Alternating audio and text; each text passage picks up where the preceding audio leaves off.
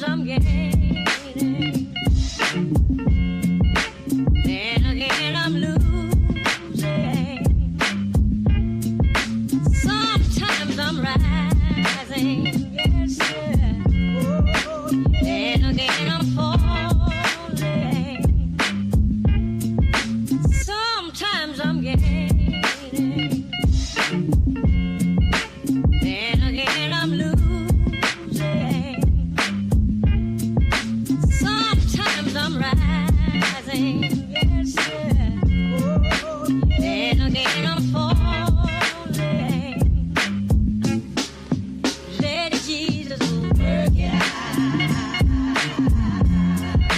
Please, your Father would work it out.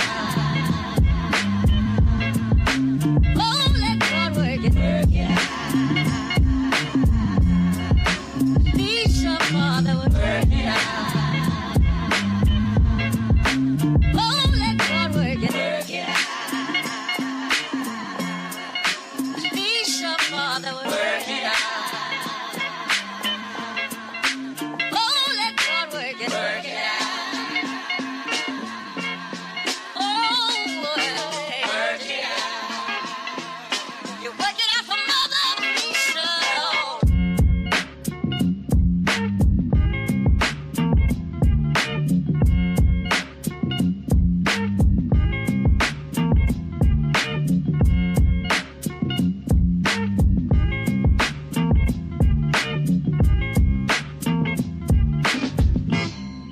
Sometimes I'm gaining, then again I'm losing. Sometimes I'm rising, yes, sir. Then again I'm falling. Sometimes I'm gaining, then again I'm losing. Sometimes I'm rising, yes, sir. Then again I'm falling. Let Jesus work it out. Please, your Father would work it out. Oh, let God work it out. Please, your Father would work it out. Oh, let God work it out. Please, your Father would work it out.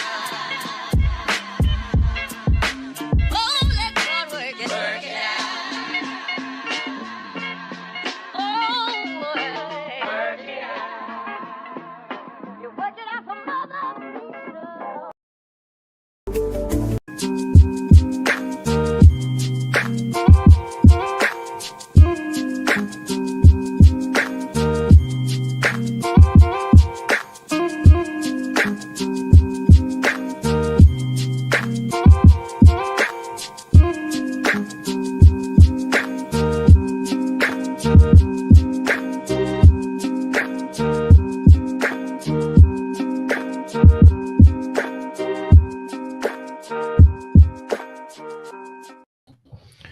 All right. Welcome back, ladies and gentlemen. This is David Patrick Harry with Church of the Eternal Logos, and we have an open panel today. Of course, I'm always joined by my brother and compatriot and always erudite, insightful commentary. Jose, how are you doing today, brother? Doing well. Looking forward to the topic. Absolutely. I appreciate you joining me today. I know that you're a busy man, and congratulations on the baby girl. Thank you. She is amazing. No, she's absolutely wonderful. So my parents told me that I was the easiest baby because I let them sleep for 4 hours at a time. This little girl lets us sleep for 6 hours at a time. So I am not complaining. Wow. That's great. Yeah, that's not usual. Correct. So, anyway, the moral of the story is be good to your parents because then your kids will be good to you. Well, no guarantees. So I have to keep that one in mind. So today we're going to be hosting an open panel, and I'm going to take the link and go ahead and post that in the chat here, and then I'm going to post it in the video description. But we're going to be talking about a few different topics of notoriety as of late. Obviously, the woke right is a common issue everybody's talking about. I did a stream last week over the Jordan Peterson, James Lindsay conversation, and that everybody who watched that knows that that was a bit of a bore in regards to their defense against the woke right. But the woke right is very popular right now. Everybody's trying to comment on and defend what exactly it is. I have my own insights. Also, we have Ye and some of his music coming out, and how his song Hail Hitler has been banned from many platforms, yet is one of the most streaming songs in the world. And what exactly does this mean? And I want to bring up a conversation regarding the post-World War II narrative, and I'm curious what Jose's thoughts on that, and whether this relates or is as part of the deconstruction or not. Maybe he has a different opinion. And of course, the Trump administration. I think the big news that I'm curious what people think about is Epstein apparently didn't kill himself. So Kash Patel, Dan Bongino, two people before joining the Trump administration, both said that there's no way that Epstein killed himself, that this was a cover-up, that foreign governments were involved with all this stuff. And then they just did an interview with Fox News, basically doing an about face on all of that and claiming, nope, we looked at the official FBI documents and he definitely just offed himself right there in his prison cell. And so what all does this mean? Obviously, there's a lot going on with the Trump administration regarding trade, regarding attempt to what seems diffuse the war with Iran.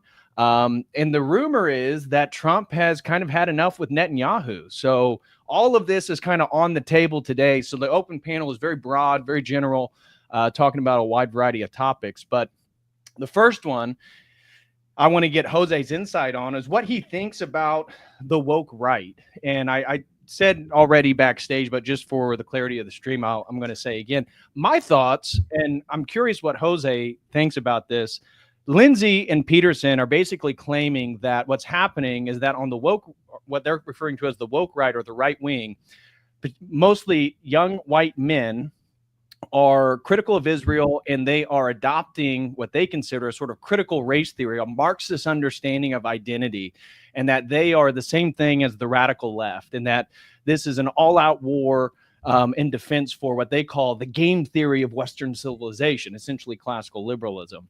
And my point earlier that I made in that stream was that orthodoxy is a pre-modern worldview, and I feel like what's happening is that everybody, I think 2 days ago, people were talking about the downfall of classical liberalism, but classical liberalism is really just part and parcel of modernity and the modernist project. And the radical left is really a sort of postmodern phenomenon of subjectivism and relativism. And the woke right that they're referring to is really a return to like a pre-modern worldview of young men trying to find meaning, identity, value, truth, and a modernist world in which all those things have been annihilated in favor of globalism, rationalism, scientism, democracy. And so I feel like that's really what's happening. And so when Peterson and Lindsay are yammering on about the woke right, really underneath it all is that they are absolutely devoted to the defense of the Enlightenment project or the post-Enlightenment project, modernity generally speaking. With that being said, what are your thoughts, Jose, on this woke right phenomenon, and what exactly do you see what's happening in the discourse in American culture? Yeah, there are two elements or two paths to it that I want to focus on. So the first one's ideological, and the second is practical political strategy in terms of what they're trying to do with woke right. So the first part is, you take Lindsay, you take Jordan Peterson, like they're your standard liberals, like classical liberals. And part of classical liberalism is it's nominalist in the sense that there's only the individual. And so the idea that people would have an identity or be part of a group that's more than the individual for the liberal is essentially a threat to the liberal system. Right. Ironically, the only collective group is the liberal system itself. So in many ways, there's a parallel between what I see with classical liberalism with communism or fascism, where essentially the only relationship that matters is you with the state. and not you with the family, you with your local parish, you with your local town. You have this intentional, and this is something you see with liberalism going back, French and American revolutions. You can see the history of the American states' hostility towards local identities. You see this today with the hatred towards Appalachians, for example. Yep. Because they've been very stubborn. The South Africans that came, look Correct. at the outrage just because, what was it, like 8 families? I mean, Correct. It wasn't even that many people. 60. I think it was 60 people. And you can even see this throughout American history, where the U.S. did this campaign to essentially destroy local dialects, local languages. Even I see intentional destruction of local accents, even as part of this. But for example, so I know, like here in Texas, the federal government actually put agents in the Lutheran churches and the German Catholic churches because, contrary to what some Catholic apologists will talk about in recent times, your average Catholic church was extremely ethnic, especially 100 years ago. But they put government agents in German Catholic churches and in the Lutheran churches to make sure that homilies were not given in German, and that the people there were not speaking German, to force people to speak English. They did the same thing with the Texan Czech. There's a town not that far away from me where the population there genetically is still like 95% Czech. And actually some are members that are at my parish. But they ceased speaking Czech when the U.S. was cracking down on those local dialects. They did the same thing with the Tejanos with their dialect of Spanish, cracking down on that. The only place where it's endured has been south of I-10, so essentially San Antonio below. It's been more or less preserved. North of I-10, most of the Tejano population north of there, they only speak English. And then even in Louisiana, Cajun French has been nearly exterminated. Yep. And that was done intentionally by the federal government. That was not an accident. So the desire to destroy anything that you could be loyal to that isn't the state is something that is fundamental to liberal systems. And the second aspect is, so that's how, as you mentioned with pre-modernism, that's why what they're calling woke right, you have men seeking identity, men looking for something that's actually an identity that's vertical through time. Right. So this is what I mean by like national identity. When you think of like the nationalism that arose post American French Revolution, it's horizontal. So like you look at the French, the outcome of the French, like with the establishment of the French Empire with Napoleon, you have this French identity that's horizontal, but your regional identities were actually vertical, like, Breton, Walloon, Gascon, Occitan. Like I have two friends who are Occitan, and they absolutely hate, the French in Ile-de-France. So it's, because they see them, what we call it, a lot of people have, I'll just say, have access to grind with the national French project. Anyway, and that's something that liberalism as a whole is always anti-local. It is always anti-local folk identities. Right. So in terms of political practice, the reason the idea behind woke right is they're trying to associate pre-modernity with post-modernity, as you mentioned. Right. The problem they're facing is the immediate mimetic response to woke right is woke light. And it just flows too well, and that's why I don't see that this term sticking in any sense of the word. But the idea is that they're trying to essentially portray that traditionalism is the same as Marxism, which I just find to be absolutely hilarious. Right. So you can make cases in I don't know, what do you call it? Like how like North Korea is communist in name, they're also democratic and Republican in name, but in reality they're monarchist and they function with their ideology, their Juche ideology. I'm actually been reading it recently, and I've been going through it. It's funny because the Kim, it's not the first Kim, but the second Kim who wrote it, and he's complaining about these what do you call it, effeminate Western Marxists who are good for nothing. And essentially his version of communism is essentially traditional Korean monarchism. But anyway, that'll be its own separate subject. And you can see the same thing, similar things in Nicaragua, where by name they're communists, but they're not in terms of how they function. You see the same thing in the CPC, the Communist Party of China, where their ideology now is Confucianism, not communism. They don't read Marx, they read Friedrich List. It's so everywhere, ironically, like Marxism is actually fading and more traditional lines of thought are coming back. And now in the US, communism is not the top dog, liberalism is. And so it sees this threat. It no longer sees the threat of Marxism. It now sees the threat of traditionalism, and that's what they want to destroy. Right. And it's so funny that they try to make the intellectual move that because these white kids are talking about identity and race, they're using critical theory. It's like, what a non sequitur. Just because we're talking about identity does not mean we're using critical theory of creating oppressive oppressed and oppressor groups, this dialectical framework. That's not what we're doing. And then they try to claim that the criticism of Israel that has been growing is part and parcel of tied to this. And therefore, according to Lindsay and Peterson, this is why they are underlying fascists, and that really what this is the rise of the Third Reich on right-wing circles. And of course, Kanye West and what he's doing sort of plays into that narrative for somebody who's kind of normie person who's not paying attention. It'd be easy for that frame that they're creating to begin to see that. Mm-hmm. Yeah, and the thing is, this kind of subversion, one, attacking those who are criticizing Israel tells you whose payroll they're on.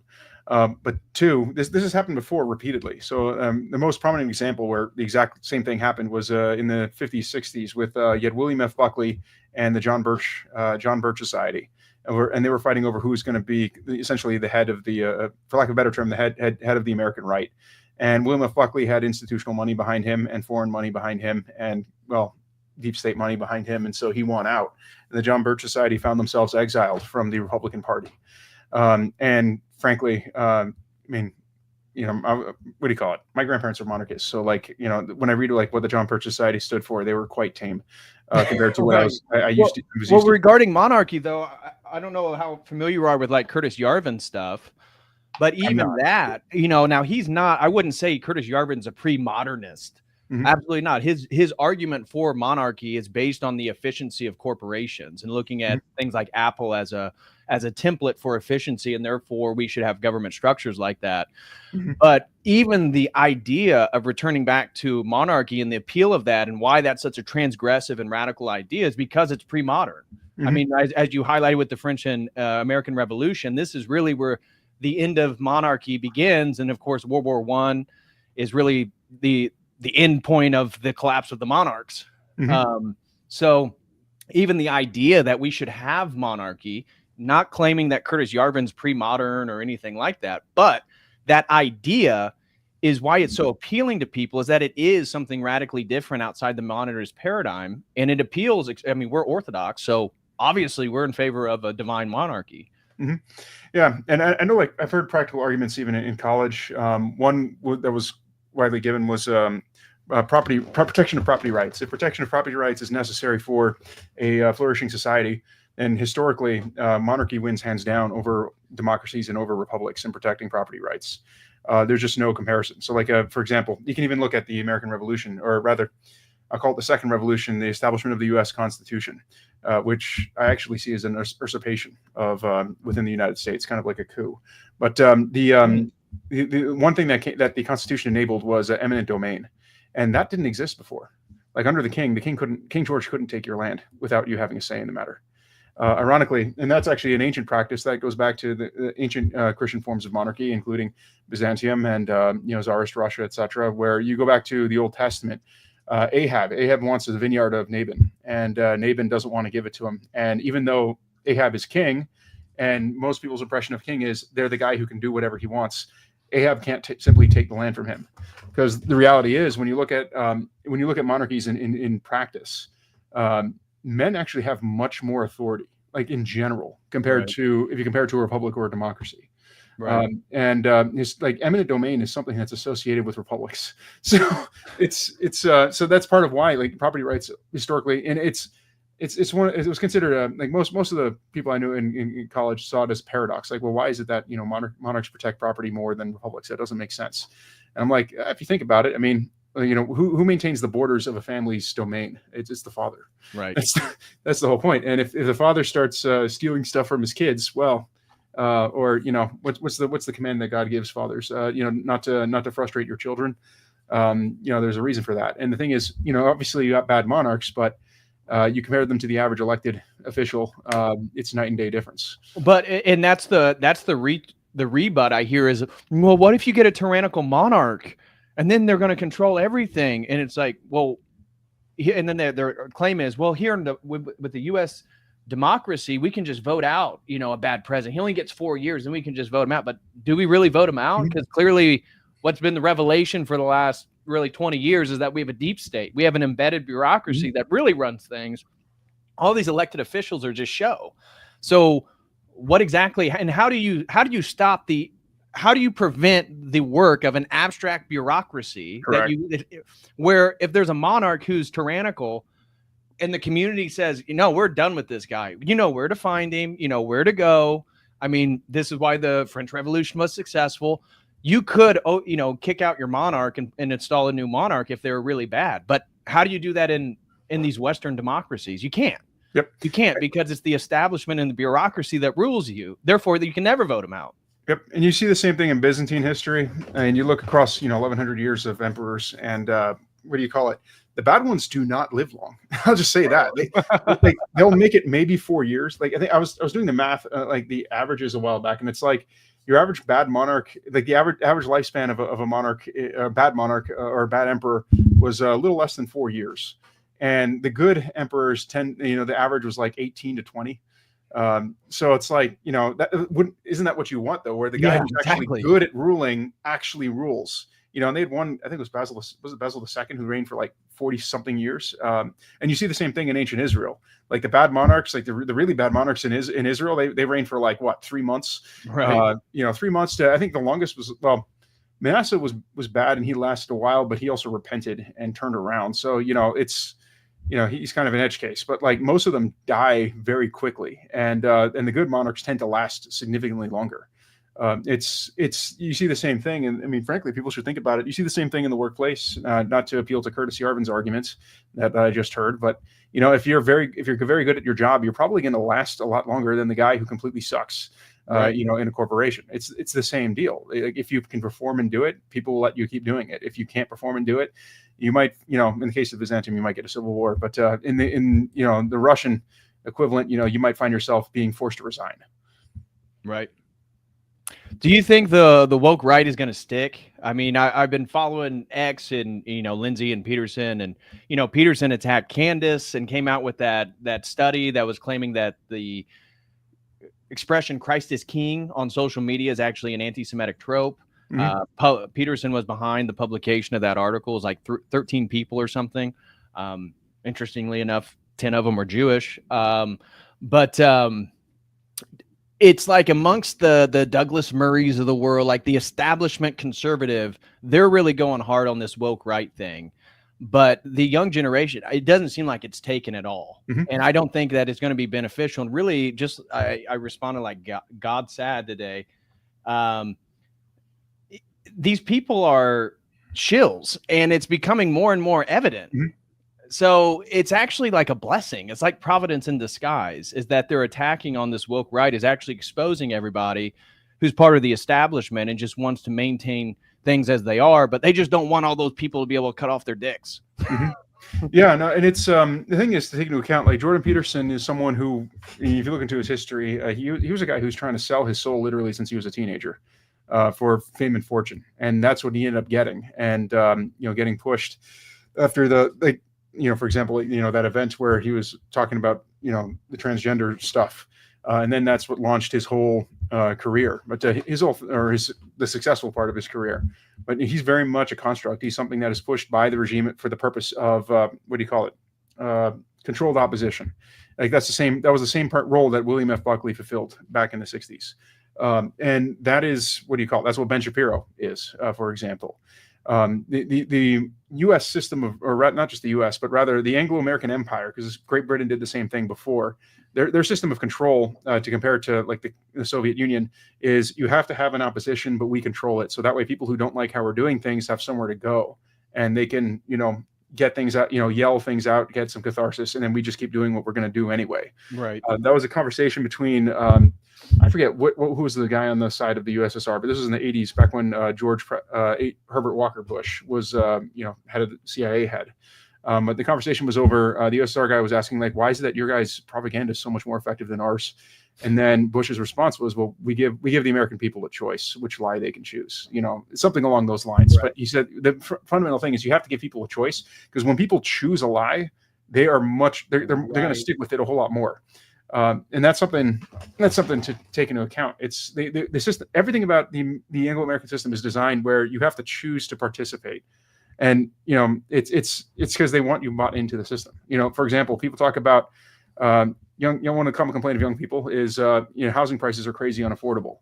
Well, you have all the American elderly, who own homes are benefited from these skyrocketing housing prices to their net worth bottom line and their real estate investments. So they're all bought into keeping those housing prices high, and that's why you're not going to get serious housing reform. That's in a democratic system, frankly. And unfortunately, prices won't come down from like serious reform in regards to housing.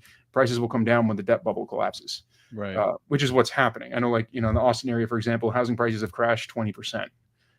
So it's the correction is here, but it's not. We're only in the beginnings of it. It's so that's the fundamental thing that we're running into. It's why there really aren't political. There's something I was thinking about the last week was like there really aren't political solutions, or rather, there are political solutions, but they will never happen because a whole lot of people need to repent first before they even do it.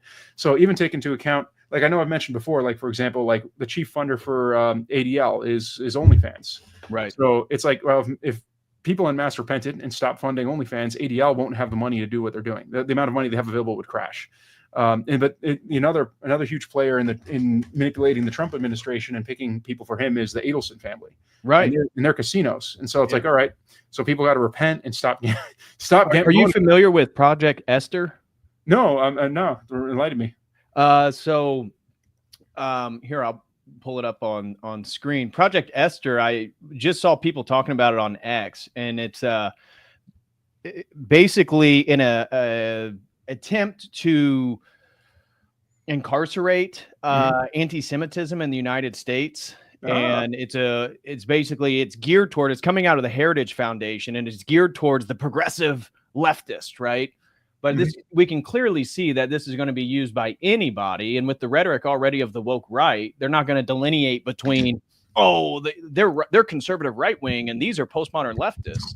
No, it's going to be they're going to label them the same. I mean, we're already seeing this with this labeling of critical theory, which the people on the right are not, they're not thinking through a critical theory lens. This is not about, Marxist dialectics, but with the amount of Zionism in the Trump administration, I find this very, very concerning. I mean, you just talked about OnlyFans funding the ADL, and that is pure semiotic structure of how our sin is actually enslaving us in a multitude of ways, multiple ways.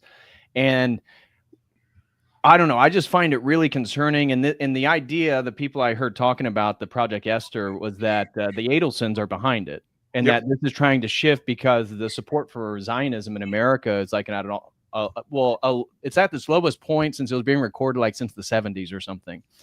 And obviously, and it's much lower amongst young people. So they're trying to shift the narrative, but labeling people as anti-Semitic, trying to incarcerate them, kicking people out of the country based on being pro-Palestine. I mean, God said what I responded to, he was saying that you either support Israel. He's talking about people on the right wing. He's like, he's seeing this emergent divergence between the support for Israel and then support for radical Islamic jihad. And he said, if you support Palestine, then he had comma, like all these different things and included Islamic jihad. So if you support the Palestinians against the genocide from Israel, somehow you're sympathetic to Islamic jihad. I mean, this is ridiculous. This is so dumb that I don't see how it's going to be effective in the long run. I mean, the young people, you go look at the comments on X, it's not taking. Correct. Go ahead. Yeah, I was going to say, correct. It's they've essentially run out of rope. They don't control the media space as they used to. What do you call it? The whole idea of the internet. The internet was designed by the U.S. for the purposes of, initially it was communications for the military, and then they realized, wait, we can use this as a spying tool, and that was the whole point. Like that's the idea behind Facebook, behind Amazon, behind Google. You look in the history of these companies. Facebook, CIA money seeding. Why? So that people share all their information freely. Amazon had CIA money as well. Why? Because then they can gather all the data on people's purchasing, purchases, etc., and see their essentially household economic behavior. It's the same thing with YouTube. Everything was designed for that purpose. But the thing is, when you have a new technology, you're not the only one who gets a say in how it gets used.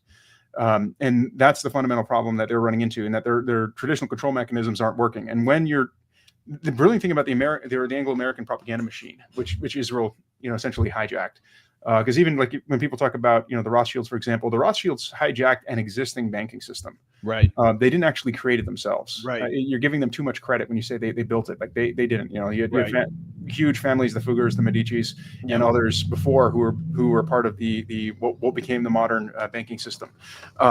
It's when propaganda ceases to work, that's when they crack down with force. And the problem is when you start cracking down with force, that's where you start getting serious resistance. And so if anything, it's going to backfire super hard. The thing is, I don't see, because the thing is like in America, I don't see things changing dramatically until people get hungry. And we got a long ways before that happens. But that, if they really did start mass arresting people for supposed, so-called anti-Semitism, one, they don't, even though the U.S. already has the largest, per capita prison population in the world. And the U.S. doesn't have enough prison space. Like it simply doesn't exist. And so they'd have to build camps. And we know what that would look like. Yep. A bunch of, given what's happening in Gaza, and then you see, we'll just say the Zionist faction in the U.S. Pushing for throwing masses of Americans into camps. Well, what's the reaction going to be? It's and that's where it's like, again, going back a step, why is it that this happened in the United States? The sin of the heresy of evangelicalism, of dispensationalism. Yes. Every single sin has a consequence in society, even like when it comes to the Federal Reserve. So I remember my grandfather had a statement. So, because my grandmother would talk about our heritage, aristocracy and all that, and my grandfather would then follow up every time after my grandma talked to my brothers and I, and he would say, that and a quarter will get you a ride on the subway. And then I would say, actually, it costs $2 now. And then my grandfather would say something about the Federal Reserve that was less than clean. And but the thing is, it's not even actually the fascinating thing to me about the Federal Reserve System is you still have to actually buy in. The whole system is predicated. It assumes the only way for it to function is for people to choose to go into debt. Right. If the entire private sector of the United States ceased taking on debt, mortgages, credit cards, student loans, car loans, etc., like everything, just no debt whatsoever, the entire financial system will freeze in less than a year. It would collapse everything because there'll be no the amount of currency in circulation would dry up. Right. And that's something I find to be, that's why I'm so fascinated by the Anglo-American imperial system. In that case, like at least the people who designed it initially, centuries ago. And part of me does suspect they had demonic help in this, but you have this constant where people have to buy in to buy into the system so the system can keep perpetuating itself. And it's what do you call it? It's everywhere. It's everywhere. It's true with the debt system. It's true with pornography. It's true with the gambling. It's true all the way down the line, and also with religion. Even like, what do you call it? Russell Moore, the guy who was the head of the Southern Baptist Convention? He was on the payroll for USAID. Like that came out. They were buying a bunch of his books and stuff. So it's what do you call it? Like honestly, like, so my father's he's an evangelical minister, and even he, if you press him on it, will admit, like, yeah, no, most, like a lot of evangelical stuff, it's fronts for the CIA, like that's, right. And it has been that case for a long time. The right. U.S. the doctrinal warfare program is infiltrated everything. Like there's no aspect of Protestantism in the United States that's not infiltrated, right. And even those who say, well, there's me and my Bible in my house alone. Well, that's what the liberal project wants. That's what it wants you to do. Completely atomized. So, like, exactly. Yes, they're not actually controlling what you believe, but now you're an atomized individual with no connections, with no shared belief with anyone else, and that's their end goal. That's what they want. Right. Absolutely. Welcome, Professor Nick Volt. What are your thoughts on the topic? Can you hear me? Well, I just got here. I was on another stream, and they said they were all going to come raid you. Oh, okay. But that's why I'm here.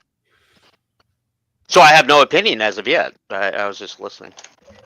Oh, well, this is an open panel. The stream's already been rated. Everybody's in the chat.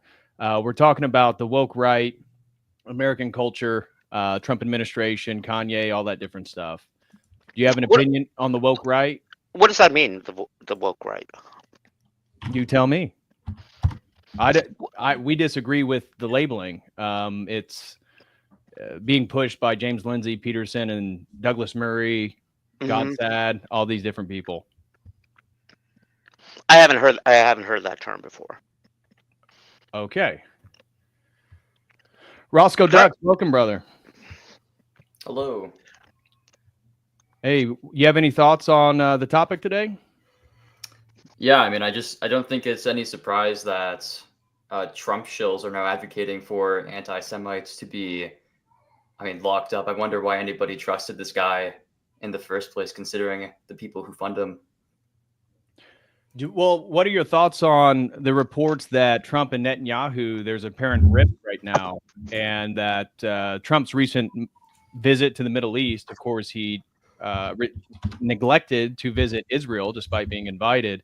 And some of the rhetoric, I mean, it was still, I listened to the big speech everybody was going on about in Saudi Arabia, and it's kind of the same old rigmarole. And he does talk a little bit about the, pro-Israel perspective, but sounded like he's very much in favor of no war with Iran and a sort of more of a capitalistic approach to a reconfiguring of the Middle East as opposed to like nation building. And so a lot of people, at least many on the right and in the Trump MAGA circles, viewed this as potentially a shift between the dynamics with the U.S. and Israel, although that has nothing to do with the U.S.-Israel lobby and the Adelson money and all the stuff that Jose was talking about how the Trump administration is already compromised in certain ways. Well, he's doing a whisper campaign. If he was really this boisterous person that his fans think that he is, then he would come out of the gates and say it outright that he's protesting Israel's policy. But currently, if I'm not mistaken, America's foreign policy with the Iran negotiations is the exact same thing as Israel's. They want to dismantle the nuclear program, and Israel's never going to get on board with it. If it comes down to it, maybe Israel does a false flag event and directly bombs the nuclear facilities. I think that's even in line with what some of the saints would say. Like one day you'll be sipping your coffee, and then the next second you'll see Israel has destroyed Iran's nuclear facilities. Right. So perhaps it's not going to be America initiating this. It's going to be Israel, like they always have been doing, creating issues, and then America gets involved. That's very much a possibility. I don't see Israel going to war with Iran without knowing they have the support of the U.S. I was going to mention, Roscoe, this is why, though I'm half Colombian, I'm never drinking coffee, because, if I never sip the coffee, then obviously the prophecy can't happen. I think a little bit of the rift between Trump and Israel, which the news doesn't report. I mean, you got to read between the lines. The Signal chat, which happened where they were talking about classified material and classified intelligence on the silly Signal app, I think really made Israel angry because a lot of that intelligence comes from Israel. And when we give intelligence to foreign nations, it's predicated on that, they protect that information and treat it as it should be treated. And ever since that happened, we saw this sort of rift between Trump and Netanyahu. And even, remember when Trump said, okay, we're not going to bomb the Houthis anymore. Probably a lot of that had to do with Israel not sharing their intelligence about them anymore. Well, the rumor is the rift really came when Trump discovered that Mike Waltz was communicating secretly with Netanyahu to, according to the messages, Mike Waltz was trying to entice people around Trump to be more in favor of the war with Iran. And when Trump found out about that, obviously he demoted him to like the representative of the UN or something. But apparently Trump and Netanyahu now are quite at odds because Trump feels that Netanyahu is trying to subvert his presidency through people in his administration. But it's Trump that hired these Zionists, and it's Trump that's, kind of bought and paid for by Zionist money. You know what's interesting about Trump? Like he has this caricature of him holding guns and this and that, but based on the way he's acted in his second term and even in his first term, he's really scared of war. Like he's not a warmonger, No. and I'm curious as to why he's like that. I think he's a builder. He likes to build buildings. He likes to make money. So he's more of a capitalist than a neocon. True, but I mean, war is good for capitalists. But he doesn't. He's not a neocon, so he doesn't want an economic system that makes money off war. And he's not invested in the right stack to make money off of war. Yeah. He's not invested like a Cheney, for example, where their money was parked. His stuff is really just building tall buildings in the U.S. Like that's where his money is. And even if you look at which Jewish faction that his family married into, that's what the Kushners. That's their source of power as well. It's real estate. So that's why I don't see real estate reform happening during a Trump administration, because that would directly harm his bottom line, as well as the factions that his own family is intermarried with. But that's what I find to be interesting, because the break between Netanyahu and Trump is very personal. He doesn't have like animosity towards Israel itself, and he's not against the Israeli project as a whole. No, it's more personal vendetta with this one guy who backstabbed him. right. And he is in bed with certain factions within the Jewish power structure. And the fact is, as much as the whole idea of Jews have this crazy solidarity, the reality is they're the ones who actually control things. They fight each other. And if you look, I'm not going to. Okay, how do I avoid TDS? If you look into the history of things that happened in the 30s and 40s, you will find out that a lot of Jewish Ashkenazi factions were at each other's throats, and some may have wanted to remove the others and may have participated in political action that resulted in their enemies being removed. So it's I'm just saying there's a lot of things get very, very cutthroat internally. And even as one can see, even with what happened on October 7th, with the current war with Hamas, the fact that even like Haaretz, came out with that report that most of the Jewish civilians were killed by the Israeli Defense Forces. And Israel knew a week ahead of time that Egypt and was it Jordan all told them that this was going to happen, that it was planned. So clearly it was orchestrated. They let it happen. And they exacerbated the problem by killing more people through helicopter fire. Yep. And then you have the the Israeli hero Jonathan Pollard. He said that not just that they knew about it a week ahead of time, that but the Netanyahu administration actually put out a direct order to stand down right before the attack.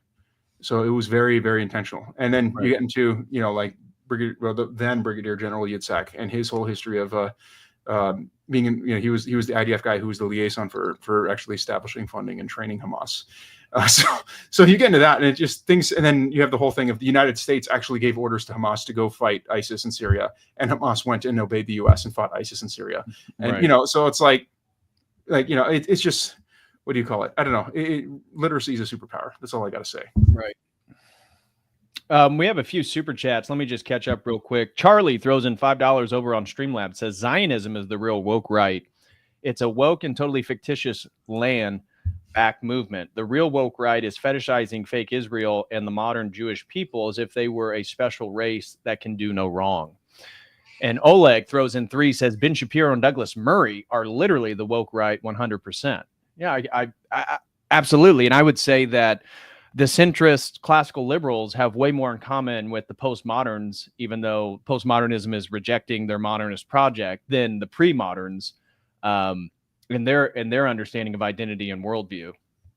So I don't know. That's my own thoughts on that. And then over here on YouTube, Abject Fool throws in a generous $20. No comment. Thank you so much, brother.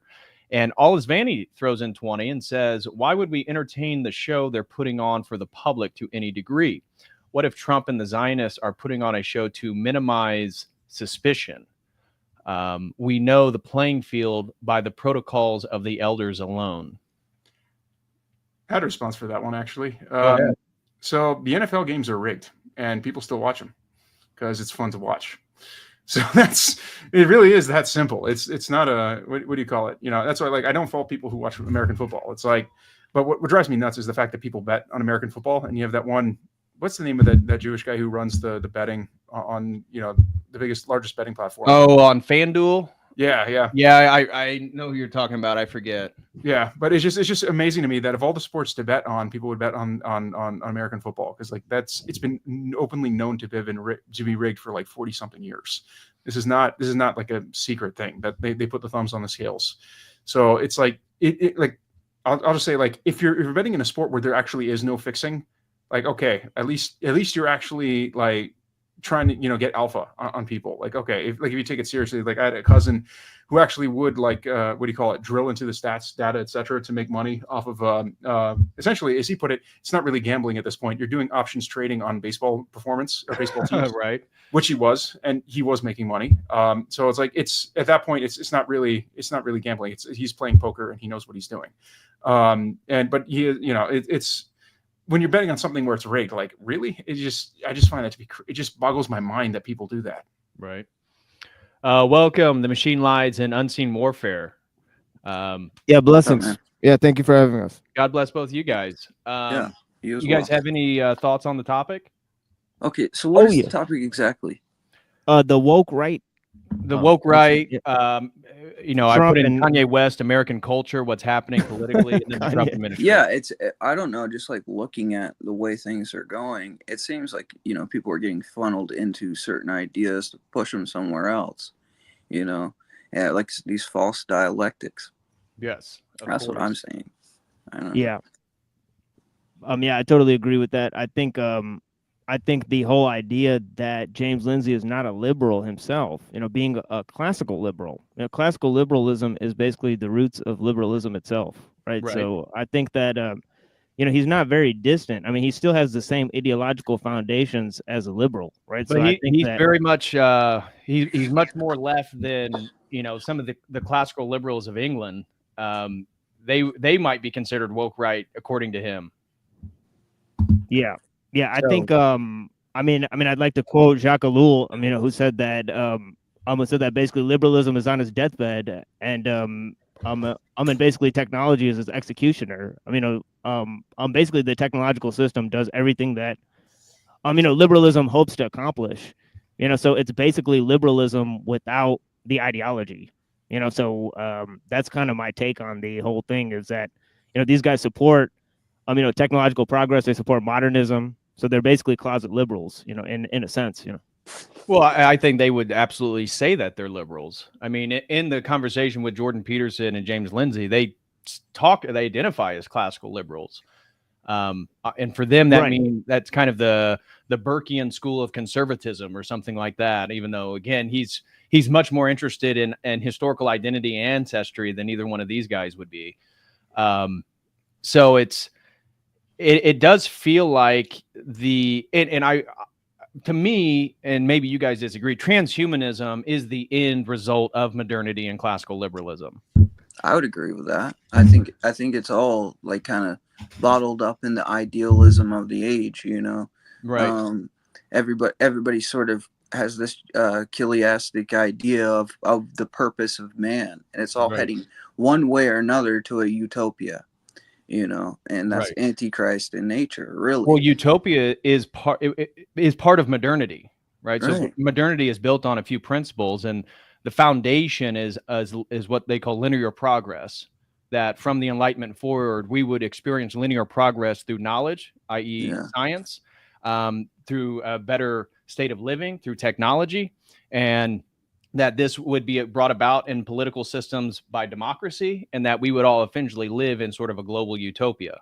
Yeah, and that's the thing that's supported on the right and the left. Exactly. So I think that in there's a huge point, but the fact is that he's saying that there's an extremity behind it, and there's this dark triadic force, and then he's pathologizing these behaviors, which itself seems to be kind of, a sort of leftist tendency itself. It's so ironic. That's a great point, because in their conversation, they're talking about how these people are Machiavellian, narcissists, sociopaths, psychopaths, and that they just, label people and sort of see beyond their individuality. And then they describe all these people doing the exact same thing that they say they do. It's kind of taking the, it's missing the fact that every man is created by God and putting that on the back burner, and then, pushing people in these little boxes into their idealistic, thing or whatever. It's kind of, it depersonalizes people in some way, I don't know. Crazy. Yeah, and Okay. two things I say on my show is that basically the foundations of classical liberalism, like you said, DPH is basically based on two ideas of reason, mastery over nature, the idea of individuality and equality and all that type of stuff, and using reason and knowledge to master nature in the sense of linear progress. And I think these two can be summed up in 2 points, that I often make on my show is that there's one, the idea of compartmentalization of knowledge, and two, the idea of the pseudo eschatology of the myth of progress. And I think both of these are detrimental to obviously human flourishing, but obviously mostly to the notion of traditions, all notions of traditions, Right. Which is my point, and Jose and I were talking about that. If you reject the underlying narrative of modernity, where do you go? Modernity includes fascism, Marxism, all these ideas are part of modernity. So you either become a postmodernist, which is what they're labeling as the radical left, which they are, subjectivist, relativist that want to just undermine all institutional hierarchy. That's what they are, and fair enough. And that certainly is a threat to classical liberalism and modernity. But what I feel like what they're labeling the woke right is what Jose talked about as like a vertical identity through history. And that's where we're seeing all this paganism, orthodoxy, trad Catholicism, Stoicism, these old worldviews, these older paradigms that are pre-modern. And it's like an escape for young men, is that they see the hell of modernity. The myth of linear progress isn't true. None of us, can afford a house. This whole idea that the world is going to continue to get better, and every generation was going to experience the benefits, not true. It's failed.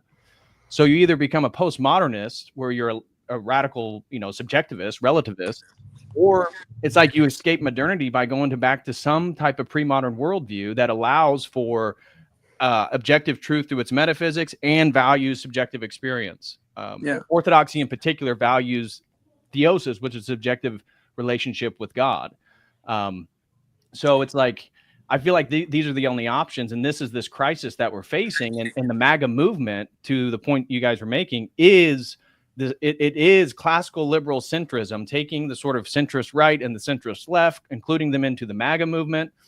And you have the technocrats. So the end point of modernity is transhumanism. You have the technocrats making sure this project continues. And then you have Zionism, which is part of the post-World War II narrative and consensus, which we haven't got into yet, to make sure that is protected. And it feels like that's really what we're looking at when we look at the Trump administration. And it's not that there aren't policies that I agree with, but at a larger paradigmatic level of culture and what's going on, I see that as being the underlying phenomenon. Yeah, and like a biblical take, it's almost like the growing code of love and the lawlessness. Like it's like some phenomenon that's going on that's, pushing people have been pushed away from like a monarchy with a great Orthodox leader or something like that, where the chief goal of society was to uphold good and justice, and right. Now the only focus is on throwing the rock the farthest and not thinking of the hedge you crack along the way. It kind of shifts man's focus, and then saying there's no real absolute truth. So, God's impersonal. He doesn't matter anymore. We just go on Sundays to church or something, and we can have our God on Sunday, and then, everything else is just politics. And people are getting, I think that's why people are so depressed and see the hang up. And it's not a rebellion. A lot of people think that's a rebellion to go to the leftist route or the woke route or even the right route. It's like, is it really a rebellion if everybody's going the same direction? I don't think so, Yeah, I got something to say. Go ahead. Yeah, so part of this transhumanist project is the negation of all human categories like natural hierarchy, sex, but even race. And I think that the sort of new right, the new Trumpist MAGA right, even serves the purpose of transhumanism, in that it's now trying to further negate the category of race by calling those people the pejorative of woke, right? Well, I wouldn't say the Trump administration is behind woke right.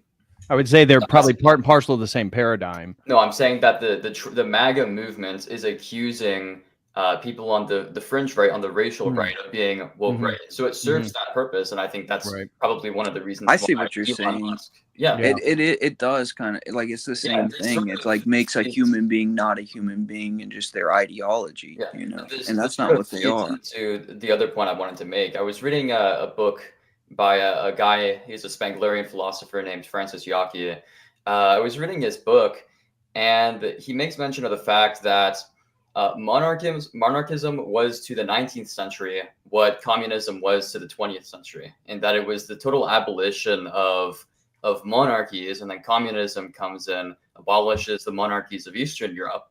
And now we're on the route to sort of transhumanism, which is the negation of that prior negation of tradition itself, right? And I think in that sense, these are two sides of the same coin, communism and liberalism, in the same way that Trumpism and the sort of leftism are basically the same thing. They're accusing the same far right actors of being bigoted and adhering to identity politics. Mhm. And identity is fundamental to the constitution of people. We need identity. And In the modernist project, I mean, we are like widgets, right? Yeah. So individualism per se, and this was Jose's point earlier, is that it's already sort of atomized the human person. And so I personally, I agree with a significant portion of what you just said. I would say that postmodernism is not the exact same thing as the modernist project. But to your point about the classical liberal sort of false dynamic dichotomy between the left and right, yeah, that's absolutely the case. I totally agree with that. But I and that's where I feel like the riff in the right wing has to do with rejection of modernity, but I don't think it's conscious by a lot of people. So I don't think when the tradcasts are memeing about the Crusades are conscious that they're really representing a pre-modern worldview in opposition to modernity itself. No, it's definitely unconscious. That's something, I've mentioned this before, I think a couple of years ago, but you see that in Anglo-Saxon fiction. Like, there's a reason why the title is Return of the King, not Return of the President. So it's you see that in all the literature everywhere. Even the most people I know who are the most diehard, founding fathers or British, British, even the few British liberals I know. I look at what they actually read in terms of fiction. Like, you realize that everything you read is just your subconscious longing for a monarch or longing for a strong father figure for something as well. It just amazes me. It's how much, what do you call it? When you have fiction that focuses on democracy, and republics tend not to do so well, and people tend not to like as much. Just look at the Star Wars prequel trilogy. So that's right. What do you call it? I'm just saying republics are not that exciting in terms of, they don't excite the mind or the human soul in storytelling the way that a kingdom does. Right. And they're not aimed at for the human soul, for this, that, because theosis was a part of the monarchy. It's like, the monarch was to push people to a better understanding of themselves through orthodoxy in some sense, and become a higher person, through reaching out to God, like communion with God in some sense. It was worried about the soul. And we don't see that. It's just kind of, the limbs controlling the head. It doesn't work. Right. Well, and I would argue that, to Roscoe's point earlier, when he was talking about Marxism and liberalism being two sides of the same coin, all that is encapsulated. When I say modernity, all of those ideologies are included, including fascism, including democratic republics or pure democracies. All of this is part of the modernist project, and this is a new way to envision the construction of nations and the formations of peoples. That I think the average person is disgruntled with democracy, even though they would probably be unwilling to say that they don't want it anymore. Yeah, if you look at, if you actually look at Hobbes' Leviathan, he actually says, in his discussion of the Commonwealth, that the sovereign will be an artificial No, I'm sorry. The artificial man, who is sovereign, will be a god among men. Yes. So he literally Superman. says, So he literally says that the artificial man is like God. Which if you look at the concept of artificial man, it's not a real person. It's a collective, right? So he created the notion of a state as an individual sovereign, right, as an entity or a commonwealth, right? And then he called it God. And then if you look at John Locke in the Two Treatises of Government, he actually says the wise prince. I think in section 42, section 42 of the second treatise, he actually says that the wise prince who enlarges the wealth of his neighbors is going to be like a mortal god. So there you have in proto-capitalism and in the notion of the government by consent, they slip in this notion that the artificial man is like a god, and I think that Right. that is Well, and that artificial man narrative is it really comes out of the Baconian tradition. So Francis Bacon setting the standard in his utopian treatises like the New Atlantis, where he believed that science and technology was going to create a man that was, for him, it was Adam. It was a return back to the garden, and Adam for him had pure knowledge. And so what science and technology is doing, science is giving us the knowledge, technology is giving us the abilities that Adam had before the fall. Yeah, and what's really weird about that is that he's hijacking the notion from Corinthians of the second Adam. Yes. From Romans 4, and they're not seeing the second Adam, right? Yeah. And they're not seeing the second Adam as Christ. They're venerating Adam, the first Adam. So the entire techno-millenarian tradition is idolizing Adam before the fall, whereas orthodoxy and true Christianity is focused on the second Adam, Christ. We're really there's no interest in becoming Adam or before, which is a higher state than Adam was in. It's like that's what we're attaining to. It's like Adam was near close to that state, but as Christ was like moving through walls and different things, it's like that shows us, or like a clairvoyant elder can see the past, the future, and the present all at once. Like that kind of shows us what that would be like. But they're taking it too rationalistic. They don't see that that's just having knowledge and farsight, or it's not the same. It's just like the spiritual end. Our bodies are reaching a higher level in some way. That's what the saints are talking about. Mm-hmm. So my next, we can move from the woke right. I'm curious what your guys' thoughts are on the conversation regarding the post-World War II consensus. And so this really got going after Daryl Cooper, he was on the Tucker Carlson podcast or show, or however you want to do, interview with Tucker Carlson, where he is trying to humanize. So his work is very attempted to be very objective and come from both sides. And he did a thing on World War II where he's trying to humanize the Nazis and demonstrate like how, if you were a German in that period, why it's not unfathomable that you would support the Third Reich. And he levied criticism at Churchill regarding World War II. And this was a huge kerfuffle online. Everybody, how could you criticize Churchill? And I feel like what we're seeing with Kanye West, and I ask anybody who comments, don't say any words that could violate TOS. Gotcha.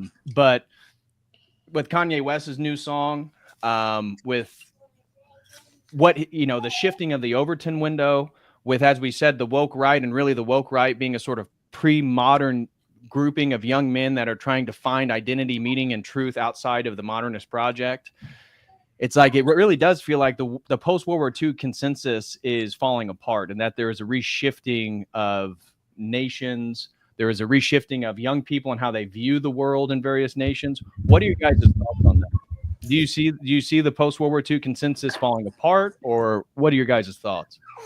Yeah, I have some thoughts. This is a great book on the whole World War II narrative.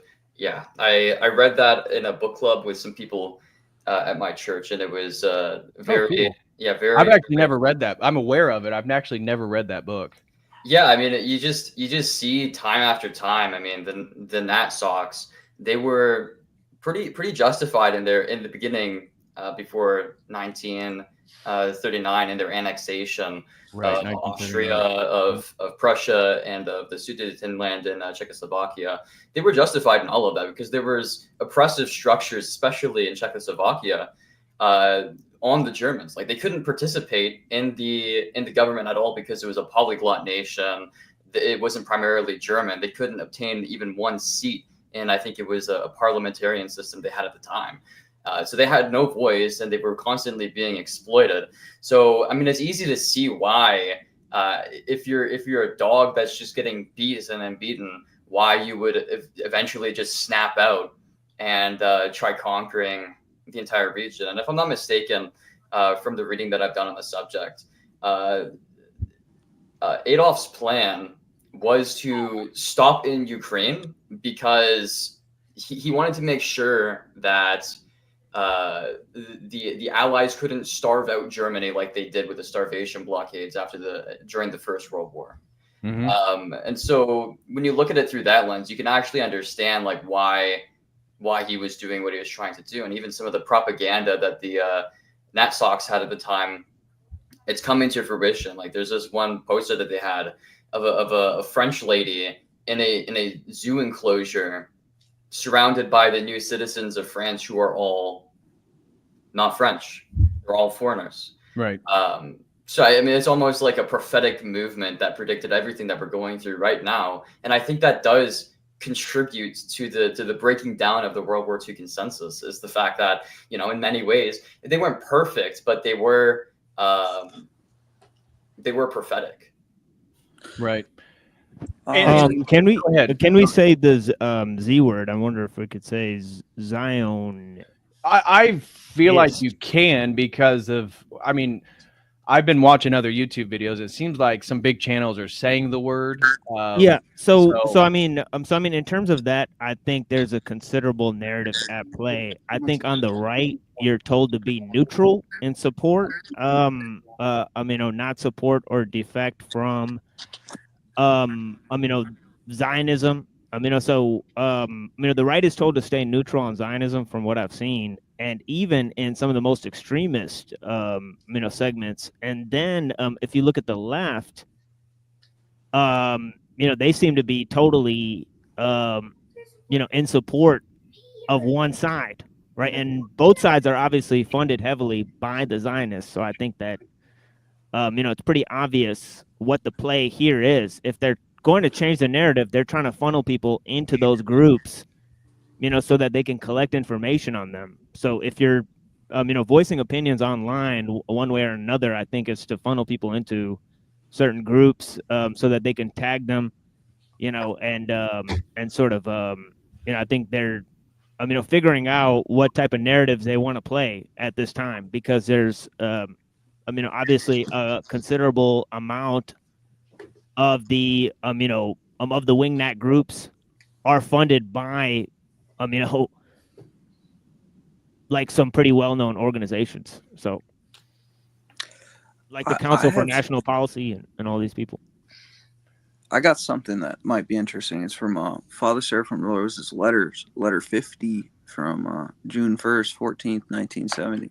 So he talks about H. He says, I'll just call it H. We know who H is. So H, by the way, was a most interesting apocalyptic phenomenon. Besides his insane jealousy for the Jays, he led them to destroy them so that the Germans could be the, quote, chosen race. And he, the Messiah, I even recall, though I cannot find the source, that he once said that if he couldn't be the Messiah, then he would willingly be Antichrist. He himself basically was a Bolshevik with an idol worship of Lenin and communist techniques, who saw the 20th century world history as a battle between his national Bolshevism and Soviet international Bolshevism. And when he saw that the end of his hopes gave his political inheritance to the Soviets in the words, quote, the future belongs to the stronger Eastern power nation. In the last days of the war, I don't know if I can say this, but his party, National Socialists or whatever, organized werewolves who took their inspiration from positively, quote, mystical broadcast of Goebbels to the effect that since the war was lost, Germany and Europe must be positively destroyed so that the new order of the future could be built on the total ruin and ashes of everything man hath hitherto valued and built. Okay, so he says Hitlerism, I don't know if I could say that, sorry, but in short, is only the handmaid of communism, which in turn points to the, quote, mystical pinnacle of modern times, Antichrist. Mm-hmm. H, also, while anti-monarchists kept the crown and the scepter of the Holy Roman Empire, just in case the time should change, a monarch should be undemanded. And once he said, if the monks of Mount Athos should ever sign a document giving them the inheritance of the Eastern Empire, by all means preserve it. But he goes on, and I think, that's something to kind of look at, is like that false dichotomy there. That I like. It seems to me both sides were sort of agent provocateurs for the same cause.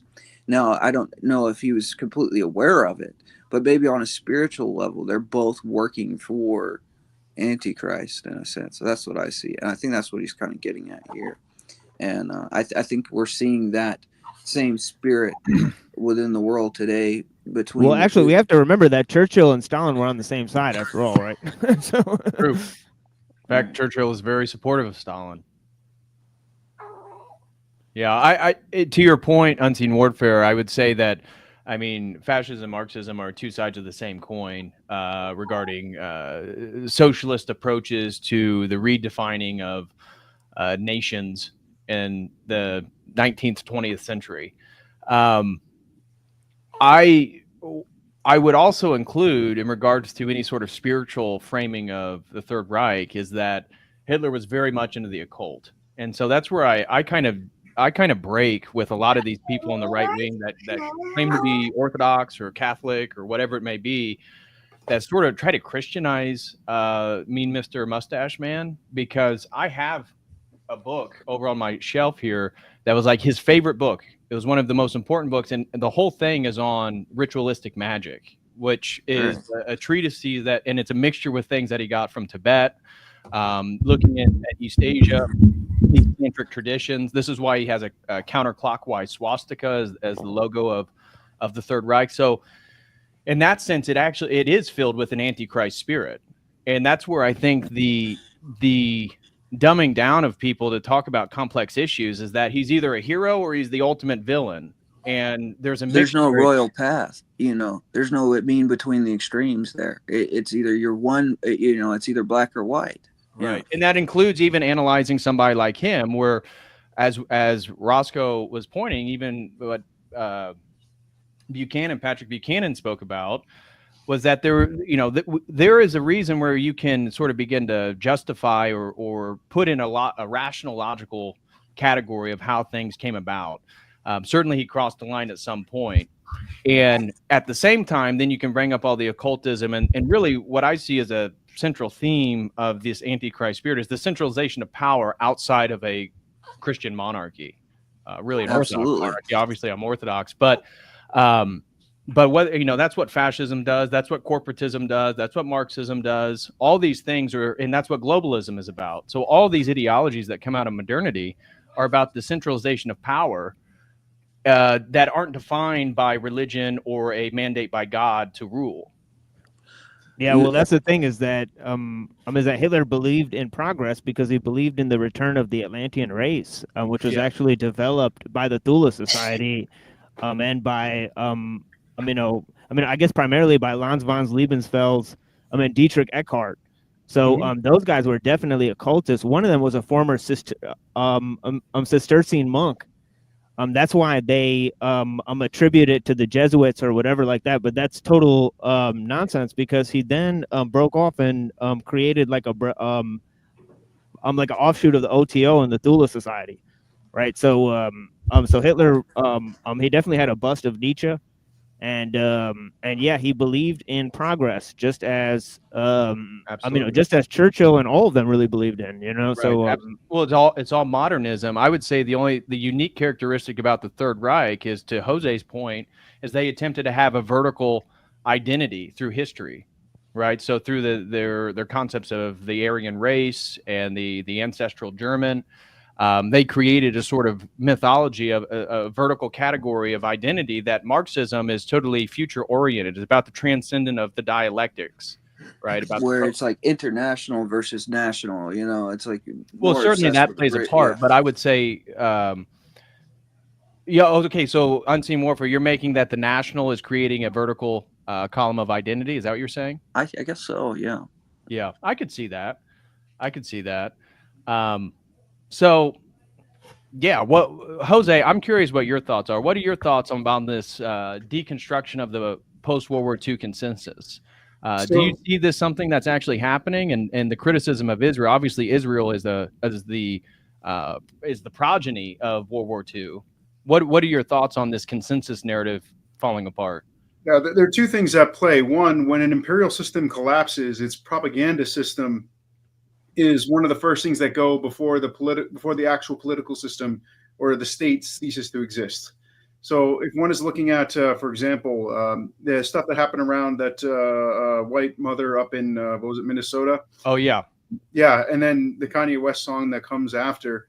What you're seeing is the taboos of the imperial taboos are essentially being thrown out the window. So taboos are a thing that are a control mechanism in a sense. They're supposed to be, in the original sense, they're supposed to be things, controls to protect people. So I actually knew a missionary she was a missionary. She and her husband were missionaries in Papua New Guinea, evangelical missionaries. But they were among a tribe that had this. They had a taboo of you do not sleep underneath that kind of tree ever, or the evil spirits will take your soul. And so she was sitting down. She was thinking she wanted to sleep underneath it and to show that everything would be fine. And then as she, while she was debating whether or not she should, do so, one of the branches in the tree fell, collapsing straight where she would have lain down to sleep. And then she realized, oh, okay, this is just a thing to prevent people from getting themselves killed, because that specific kind of tree has a habit of losing branches all the time. So, so that's why, like, in this case, it's an imperial taboo that's meant for thought control, right. folk control, what can be said, what cannot be said. And so what Kanye West song as it's something that Vox Day in his critique of it, and Owen Benjamin pointed out in their critique that they had of it yesterday, that it has no musical merit to it whatsoever.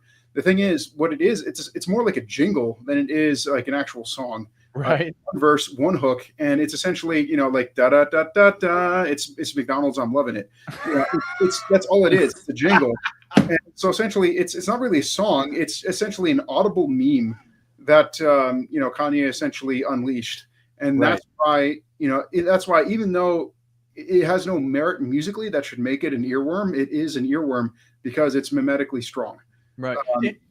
And even regarding the music video, one of the things that at least I thought, maybe I'm just overanalyzing it, but it has a bunch of black men in like bear hats, right? Mm-hmm. So it's a very primitive aesthetic, again, which I would think is a movement back towards this like pre-modernism that, again, I think is operating at such an unconscious level in culture. But that's what that aesthetic to me like represented. And then it's the transgression of the imperial boundaries, as you just said. Mm-hmm. Yeah, so that's one aspect. The other is, why is it that the old stories aren't working as well? So to put as an example, the like in Russia, the significance of Victory in Europe Day for May 9th is huge. It's still huge among, like even like Russian teenagers I know. And the reason is because, so if you compare it to like the Holocaustianity, the fact is your average person today, like your average 20-year-old doesn't know anyone who, whether they actually did or not, they don't know anyone who lost someone that they knew, in the Holocaust.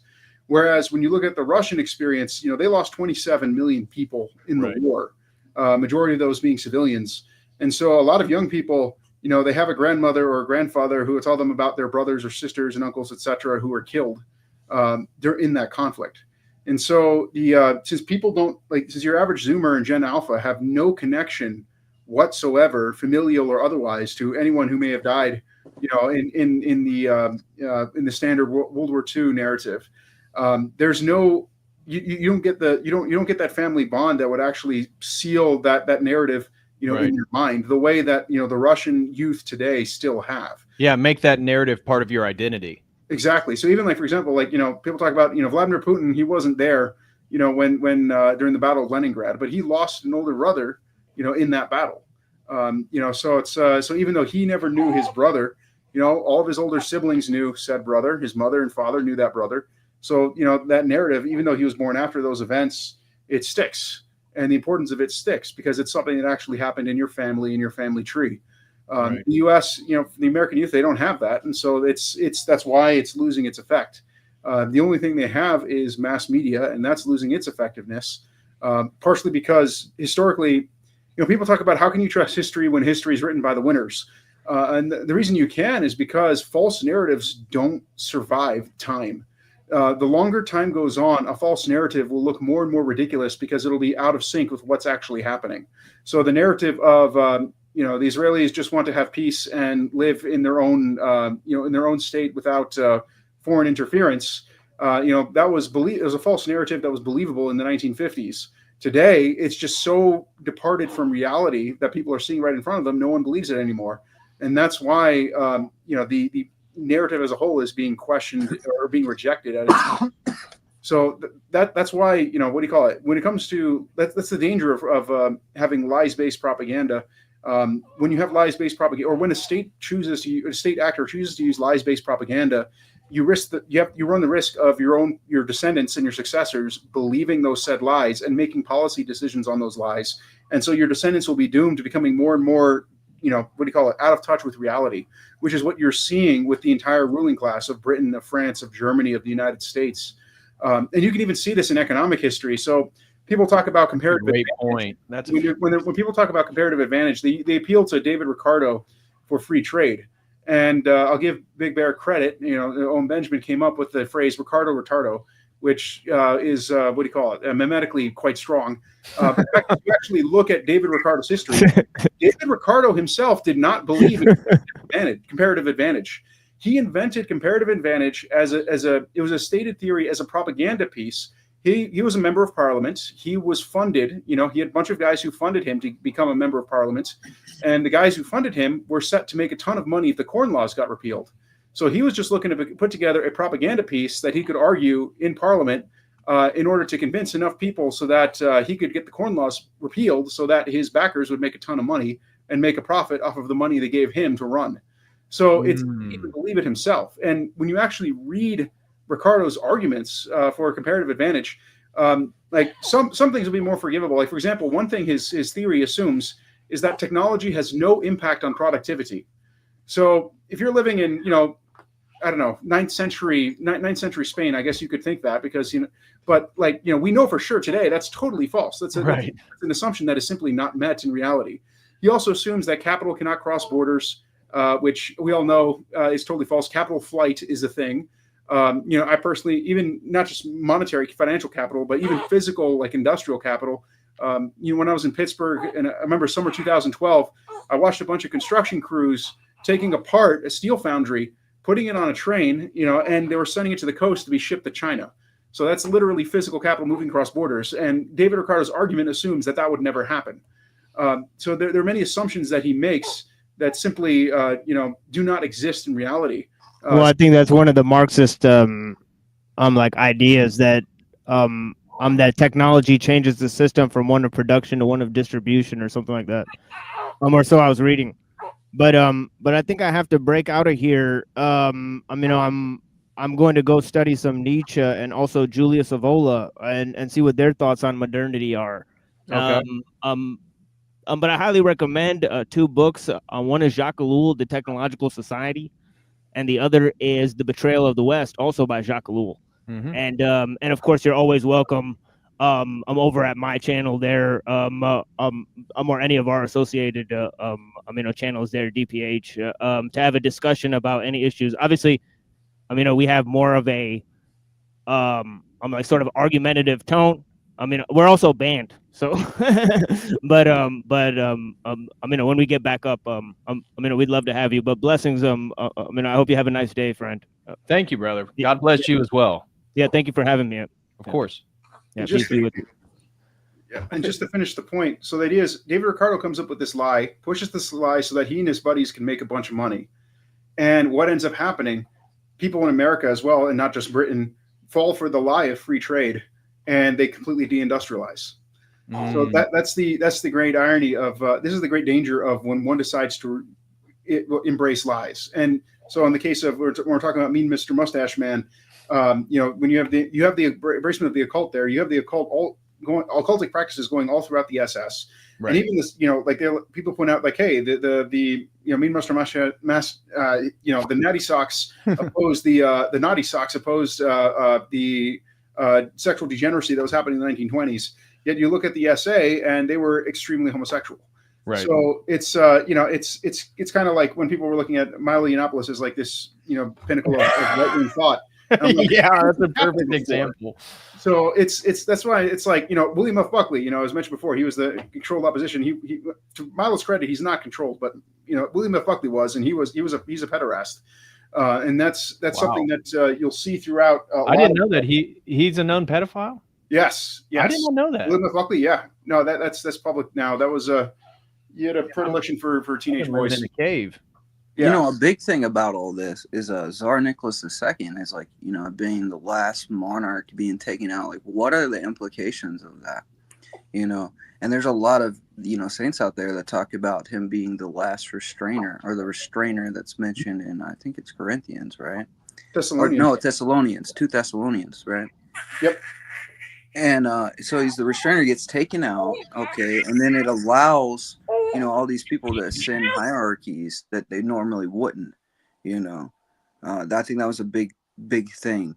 And right around the 1920s, like right after 1917, you have like a cosmic curse going out across the world, like something was unleashed.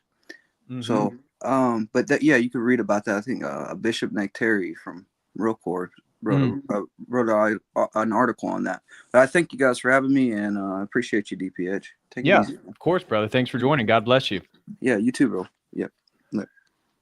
Screwed Up throws in $10, says Christos Anesti, Alithos Anesti. Thank you so much, brother, for the support. God bless you.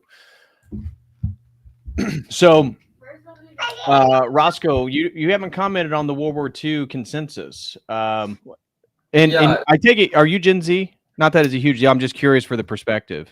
Yeah, I'm 18 years old. Okay. Okay, there you go. Okay, so from your worldview, like, what are you seeing with this? What's your thoughts on the World War II consensus falling apart? Well, I think what we're witnessing is the creation of a new sort of mythological narrative.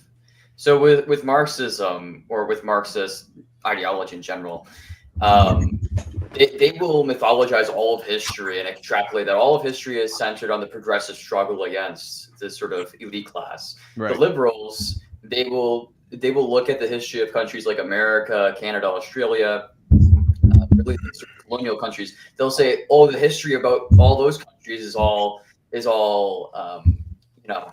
separation of church and state. Don't impose your religion on me. It was totally anti-racial. Anybody can be a part of this. It's a total butchering of the history, but it's a mythological narrative meant to give a sort of continuity, right? With the sort of NatSoc narrative that's being constructed, especially in certain Christian circles, and sadly enough, Orthodox Christian circles. It's like the Frankfurt sort of cultural Marxist. He looks at Star Wars. Roscoe, did your mic just went from like very clear to like? I can hear him. Okay, go ahead. Yeah, can you hear me? No. Yeah, you're fine. Go ahead. Yeah, I mean, so you look at the average cultural Marxist, they will see Stalin as his daddy and Lenin as his hero, but they'll be completely ignorant of the fact that these were genocidal maniacs. They themselves are pretty benevolent people. In the same way, I think a lot of these Christians who look at Tiny Mustache Man as their hero, they're sort of constructing a new mythology surrounding these figures to show a sort of continuous struggle that's racial against the sort of Judaic forces, the sort of cosmopolitan imperialism that's degrading the purity of their what they say is the Aryan Indo-European peoples. So that's really what I think is going on with the idealization of Hitler. It doesn't have anything to do with actual history. It has to, because, like you said, he was into the occult. He was into neo-paganism. He wanted to be the new Messiah. Yep. Those were things that are explicitly opposed to Christianity. Not to mention the society he wanted to construct was it was neutral on the religious axis. So it was secularist. It was anti-monarchist. So you have all these anti-Christian doctrines that National Socialists held to, but they'll sort of block that out of their mind in the same way a cultural Marxist will block out of his mind the Holodomor. Absolutely. Yeah, they will block that out of their mind because or the Cultural Revolution in China. They just want continuity. They want a sort of mythological past in the same way that like 1930s National Socialists wanted to construct a mythology of the Indo-Europeans were the ones who built up ancient India and the Persian empires, and our race is actually the one who was we was kangs of everywhere. It's just a sort of, it's breaking down one mythology and exchanging it for another mythological narrative meant to give purpose, meaning, and continuity to the current struggle in the past. Yeah, absolutely. Yeah, humans are narrative creatures. Absolutely. So what do you guys feel? Because according to those that are worried about this shifting of the post-World War II consensus, they keep labeling like Tucker Carlson as part of the woke right and like part of, and for me, he's kind of normie, just tradition. I mean, like he's kind of more of a Burkean conservative. And he's not even super traditional Christian. I mean, the dude in one interview I watched, he said that he's okay with homosexuals. So it's not like his worldview is informed by like a traditional Christian paradigm per se. Maybe that will shift because it seems like his thoughts been shifting in one particular direction. But in regards to these movers and shakers in the conservative sphere, do you feel that this World War II consensus is really like realigning, or is this more of a Gen Z millennial, like influencer type people? How do you guys see this playing out? The mythos of the American Empire is going to die. I mean, it's in terms of how it was established. Like, so like so while the evangelicals, which are, they're not like the large, like, while the evangelicals are like hugely into Zionism and were even back when Israel was established and before, most of the American population was not sold on evangelicalism. The guy who was used as the propagandist was this guy, Leon Unruh. So this is his novel that he wrote, Trinity. I was actually reading it for a propaganda study. Who is that? Leon Unruh. That's his name. So Leon Unruh is he was a Jewish author. He's a mediocre novelist, frankly, but he's heralded as like one of the best of the 20th century. And I'll say that as far as if I'm going to compare him to like a Philip Roth, okay, he's better, but that's not saying much. But he was the one who wrote a book called Exodus, and Exodus was heavily pushed by all the publishing houses in the United States, and that was the book that was to sell the American public on just blind support for Israel. And it's interesting, his propaganda techniques, because he's a degenerate, but he writes a degeneracy that was meant to appeal to essentially the American boomer / hippie. And that's how a lot of the secular part of the United States was sold on this rabid pro-Israel Zionism. Like, for example, I know Joe Biden, Barack Obama, Bill Clinton, Hillary too, actually all mentioned that book Exodus as the reason why they were sold on Zionism when they read it when they were young. So I did not know that. So I don't think any young person knows this guy, and the only reason I got this book is because I just wanted to study him I do not recommend reading this, but like I only got it because I just wanted to read like the one thing he's a mediocre novelist, but he is very good at propaganda, and he's very good at propaganda. And one thing that I see too is what do you call it? It's the appeal, like the appeal that he went through. Essentially, sexual degeneracy, like hippie style, was his essentially hook that he was playing on to essentially program the mind of his readers. And this is where, again, like, what do you call it? When people talk about like every single like thing that we're suffering from now, it all comes from the sins that have been committed before. And that's the thing about any compromise with evil. This is why, when people, like, for example, I've talked to family members who will sometimes, if a family member will complain, like, why is it that you Orthodox have to be so rigid on things? It's like, very simple. If you let in, what is it? What does it even says in scriptures? Little leaven. You don't need a little bit of yeast to leaven the whole bread. Once you get a little bit of error into the system, that just multiplies, and that has consequences that play out over time. Like in the case of to go back to Ricardo, he writes this thing, and then 200 years later, we see the deindustrialization and the industrial collapse of the British Empire, which no longer makes steel. Their last steel foundries were shut down like this year, and then unreal. Yep, and then and of the United States. And now it's crazy when someone's trying to point out, I'll give Trump credit, it's like, hey, this doesn't work. Right. You have all like lock, stock, and barrel, almost all economists who are trained, by the academic system are like, oh no, this is true. And the thing is, like, how many of these guys have actually read David Ricardo? If I asked your average economist, like, okay, does technology have no effect on productivity? They're going to say no. I'm like, okay, you should reject comparative advantage right off the bat, just from that. Does capital flight exist? Can you move industry from can you move like physical industrial capital from one country to another? It's just things like that. Anyway, and there are other crazy assumptions. I don't remember off the top of my head. It was a while ago when I was breaking down Ricardo, but it was just wild when I actually bothered to read him, and you see what is assumed. And that's where, like, and it's true of most narratives. Like, it's the same, it's the same thing with arguments for democracy. It's the same things for arguments for everything that is held like as true by the collective today. It's these crazy assumptions that have nothing to do with reality. Right. No, I totally agree with that. And the point about the introducing of the falsities within larger meta narratives, an analogy that I would use is like hitting a golf ball. I mean, if you just miss it by this much, it just, when it takes off, it just continues to miss the mark further and further and further. And this is kind of a metaphor for Western society and this post-World War II consensus narrative. And I think that the reason why these people that are talking about the deconstruction of it as something that's worrisome is because part and parcel of it is a criticism of the nation state of Israel and how it became about in 1948 and what's occurred ever since. And this idea that we as the American populace have to be tied to it in defense of, again, like the post-World War II order. And this is true with NATO. I mean, I'm curious what do you guys think NATO's going to exist in 20 years? Absolutely not. Exactly. So it's like, that's a perfect example of a post-World War II institution falling apart. I mean, the EU itself, I mean, you saw, was it, who's the prime minister of Italy? The woman is like Giorgiana Meloni. Yeah. Her coming to the United States against the wishes of the EU to form a trade deal with Trump. I mean, that is the beginning of Europe essentially deciding, you know what, screw the EU. We're not going to allow you to dictate our trade policies. Yeah, completely agreed.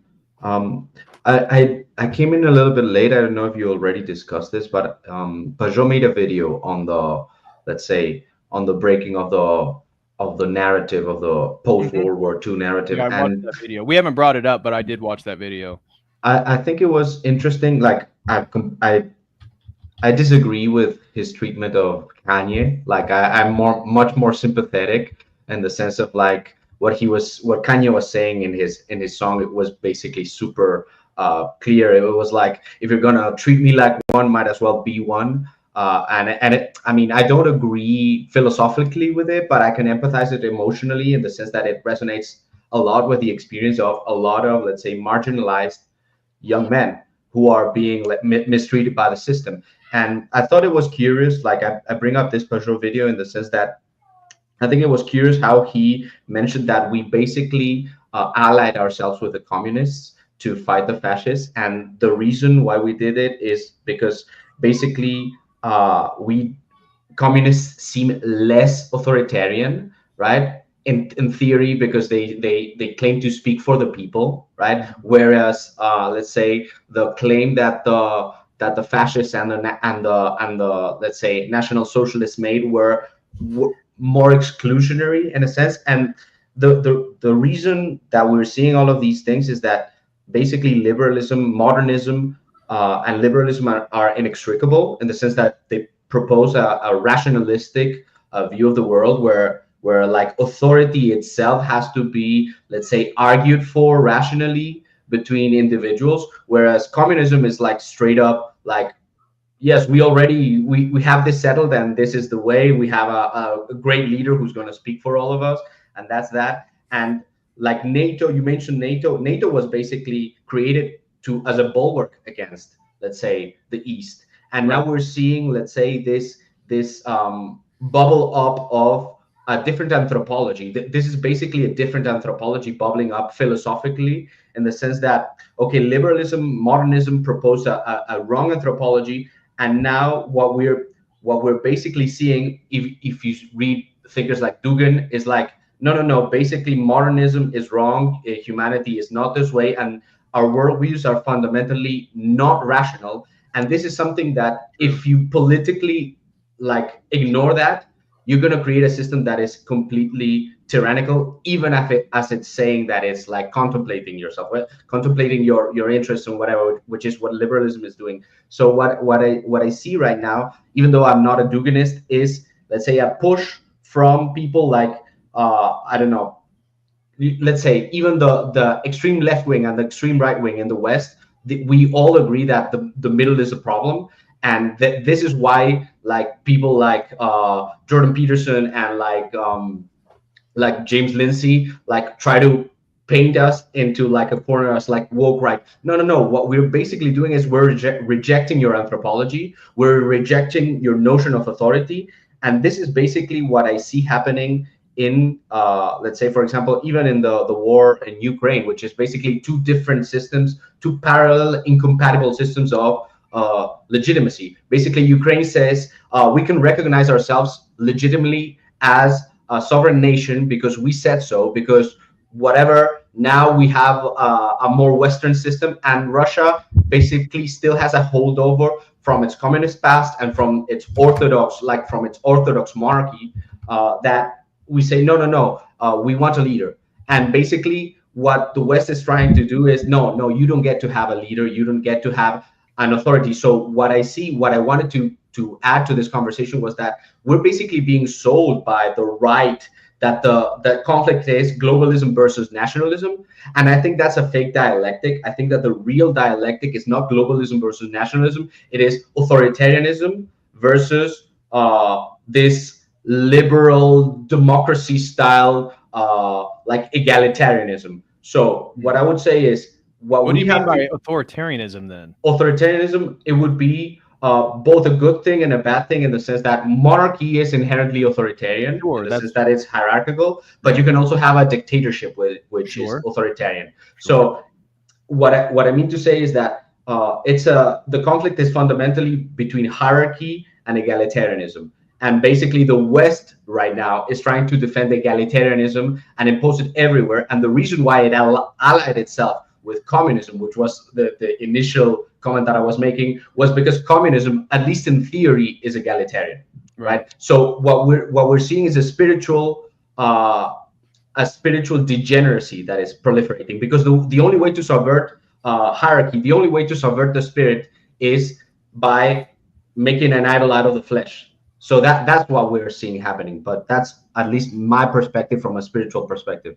You know, with your dichotomy of egalitarianism and, you know, hierarchical structures, to take that lens, I think I could make the argument that the conflict between the liberals and the postmodernists, or the modernists and the postmodernists, is kind of related to that. And so there's so many in the sort of modernist camp that are so liberal and progressive that in a sense they are total relativists, and that they maybe don't label themselves postmodernists, but they kind of are.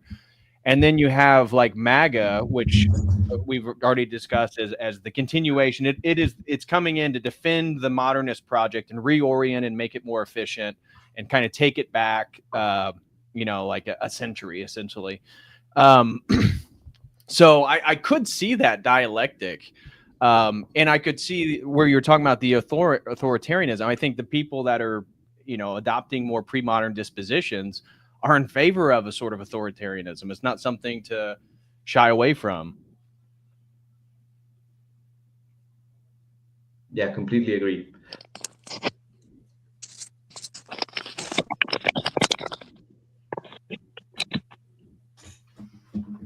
If I'm not roboting, I wanted to add a small thing, which was that I think that although I completely agree with the assessment that you made about Trump and about, let's say, the classical liberals, and it being related with this spats between, let's say, the more conservative among the liberals and the progressives and the postmodernists, I would say that even the dialectic doesn't stay within them, in the sense that we Orthodox, we also have this in a microcosm in our own lives. It's like we might want to strive for purity in terms our dogmas and even in our own spiritual lives.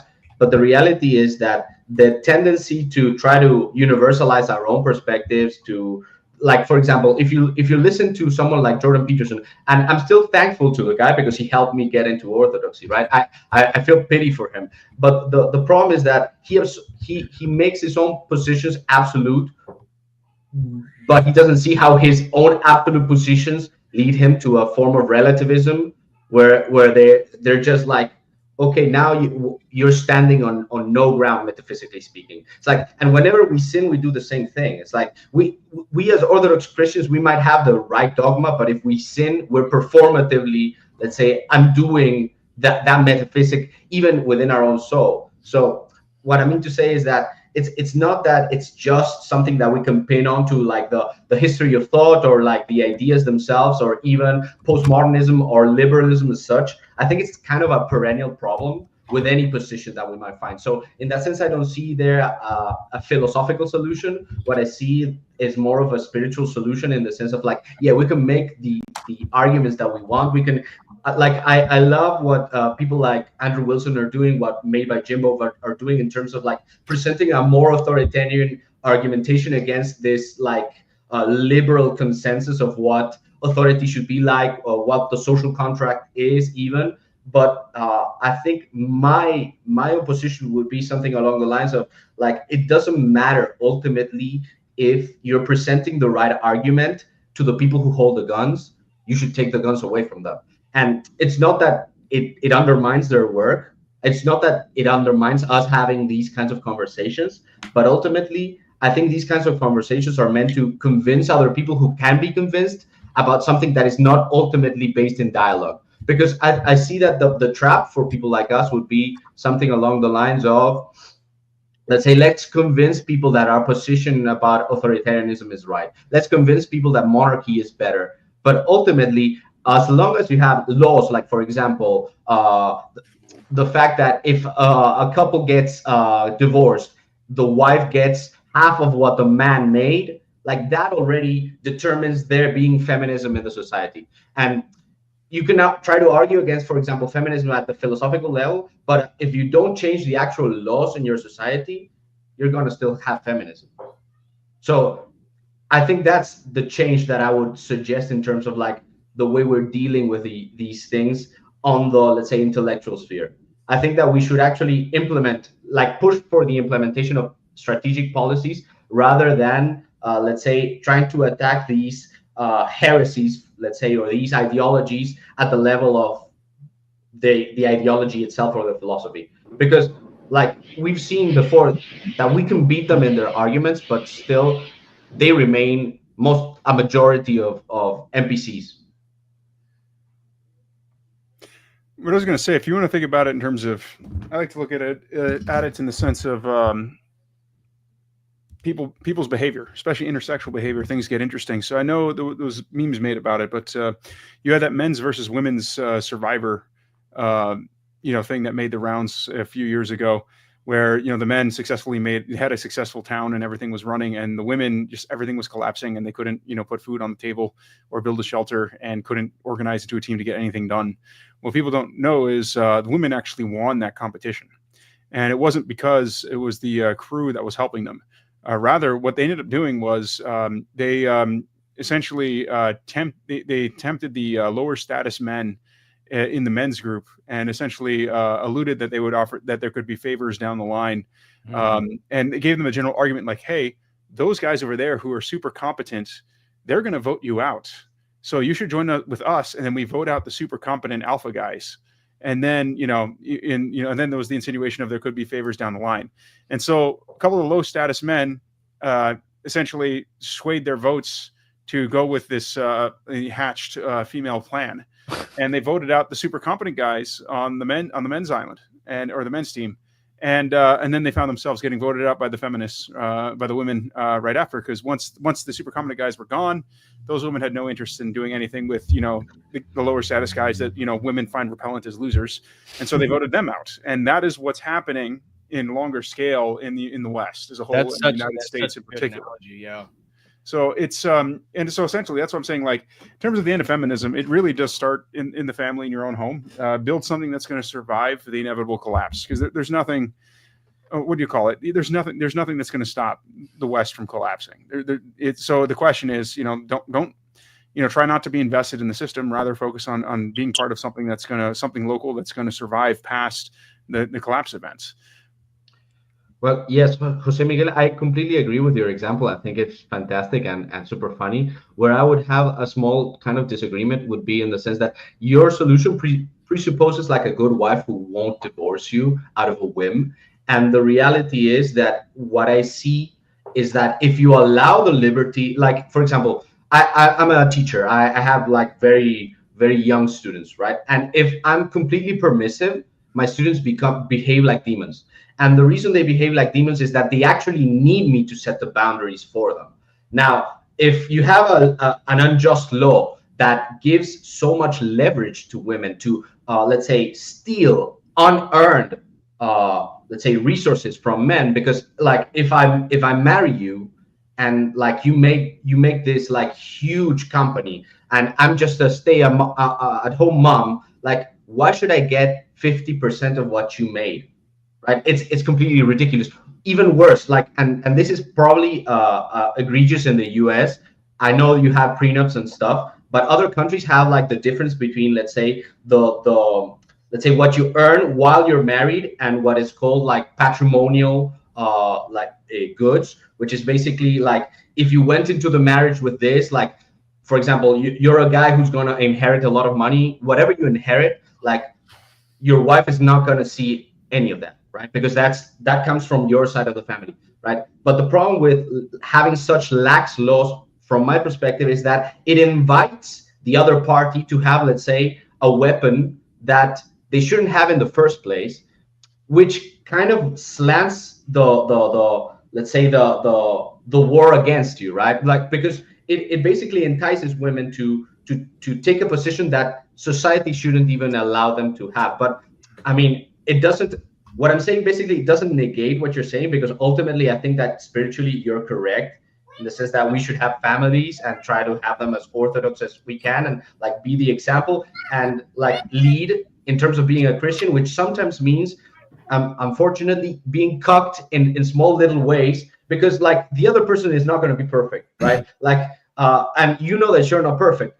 So if you're going to lead, you're going to lead by the example, and the example is the cross. Like we cannot like have this fantasy that we're going to lead with a Christian, let's say, sword, when ultimately the sword is the cross. Like you're not going to like discipline your wife into loving you. Like she has to love you out of her own accord. Well, with that point, doesn't that relate to everything you were talking about with authority itself, and that when you're talking about debating and trying to make rational arguments for authority, and then you're talking about women, I mean, ultimately it comes down to, since we live in the modernist period, on a grand scale, it's going to be hard to sell this pre-modern authoritarianism. However, I lost my train of thought. The authoritarianism, damn it, come back to it. It just escaped me. Now I got it. Okay, so that really you're talking about orthodoxy and then finding wives and all this stuff. It necessitates a voluntary submission, right? So even to want for a monarch is already to voluntarily submit for a monarchist system, for monarchy itself. And when we're looking at, or what I'm describing as the pre-modern movement and the right wing that they're labeling as woke right, they are going on the spiritual journey. Now, sometimes it's paganism or Stoicism or Neoplatonism, Orthodoxy, trad Catholicism. It's kind of a hodgepodge of those if you just look at the shotgun snapshot of the right wing. But all of them are people are going on their quote unquote own spiritual journeys and then wanting to submit to a total authority. And so I think that dynamic in regards to finding a wife is you have to find a wife that's already submitted to God. Even because of we're living in the modernist period, even if we changed all the laws today, the only way that changes the presuppositions and dispositions of people is like a generation or two later. So even if we change all the laws today with a magic wand, finding the woman that you're talking about is still difficult. The only way to find her is a woman who's already submitted to God and wants the authority of a man over her.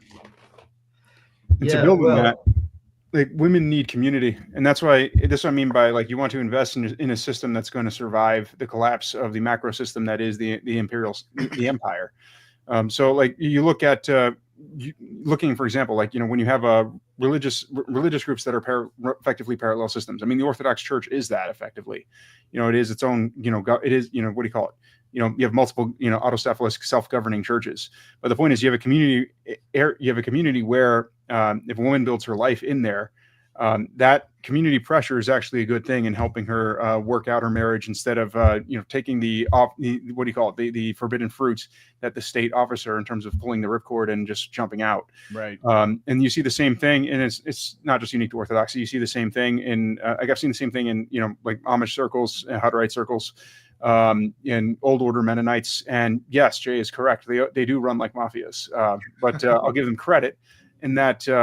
What do you call it? Like, they have managed to preserve their way of life, although they are having issues because of the sheer number of schisms that they've been having inside, especially the Amish community, in where they've schismed so much that they actually they have a lot of young people who are having trouble finding spouses.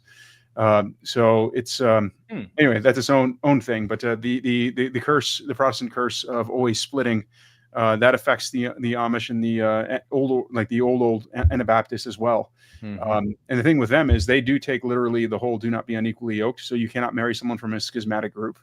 And they had their own version of an ecumenical council in I think it was mid 20th century, and that's what started all the schisms that have been going on in the Amish community. So that's why, like, I'm not bullish on people say, like, oh, the Amish are going to be the majority, was 150 or 200 years from now. Right. I don't see that happening at all, because of the amount of schisms that are happening, which is resulting in the inability of individuals to marry. And so they end up leaving Amish society completely in order just to find a spouse. I completely agree with you, Jose. In fact, I would join what you were saying with what you were saying previously about the weak men being, let's say, the problem. The feminism is propped up by weak men. It's not propped up by women, because women don't have the power to prop it up. So what I see as a problem is that if you need orthodoxy as I'm not saying that orthodoxy is just this, but if you need orthodoxy to have, let's say, even a semblance of a functioning society, because, like, even if you have an orthodox society, it's not going to be perfect because human beings are imperfect. If you need orthodoxy, what you need to have is like stand-up priests. You need to have like strong bishops, and let's not forget that, like, more or less half the parishes during the coup, they basically capitulated to the government, right? And you have a lot of modernists inside the church. And I'm not saying like you should rip them off, because like the wheat and the tares. In regard to those people in the church, they're going to make their own bed with this alliance that's brewing with Rome. So they're all going to come out of the closet, per se, and we're going to be able to see who's who and who supports what. And those who are still part of the historic church, listen to those people. So I think, at least, and maybe it's naive on my part, but one of the things that I've come to more recently is like not worrying so much about Bartholomew or Elpidophoros, because the reason why people are becoming Orthodox is not consistent with the direction that those people are moving.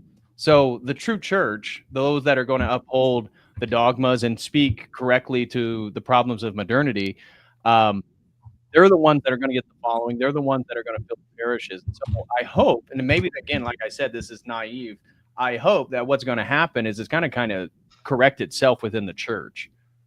Hopefully it does. I merely brought it up because of the previous point that basically, like, what liberalism offers is a way to function within society without having to pay the price of, let's say, social stigma. Because, like, if you're embedded in a community, the very fact that you're fettered within that community to other people means that you're already bonded to them. Like, I don't mean to, like, I understand the feminist and the liberal arguments in the sense that, like, people want the freedom to act out, let's say, their will without having to be opposed by others. And when you're enmeshed in a society, when you're embedded in a society, every single move has to be I don't know, carefully calculated, not in a cynical way, but in a way as not to step on other people's feet, not to bother other people. And you can even notice it even as you participate in a parish, because living with other people is complicated. And the fact that we have to, let's say, contend with these systems politically and philosophically means we have to acknowledge the fact that liberalism has a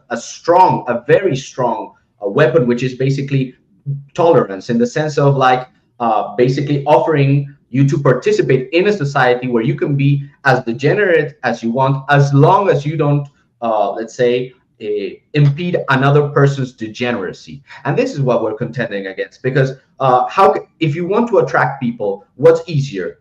It's easier to tell people, oh no, you can be whatever you want, you can do whatever you want, instead of telling them, no, basically, if you want to be participating in this community, you have to follow these rules.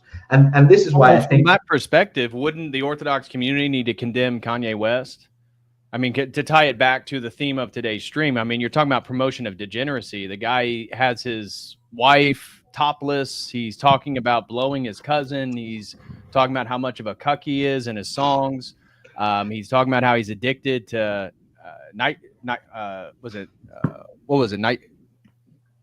nitrous oxide. Isn't that what he said in his song?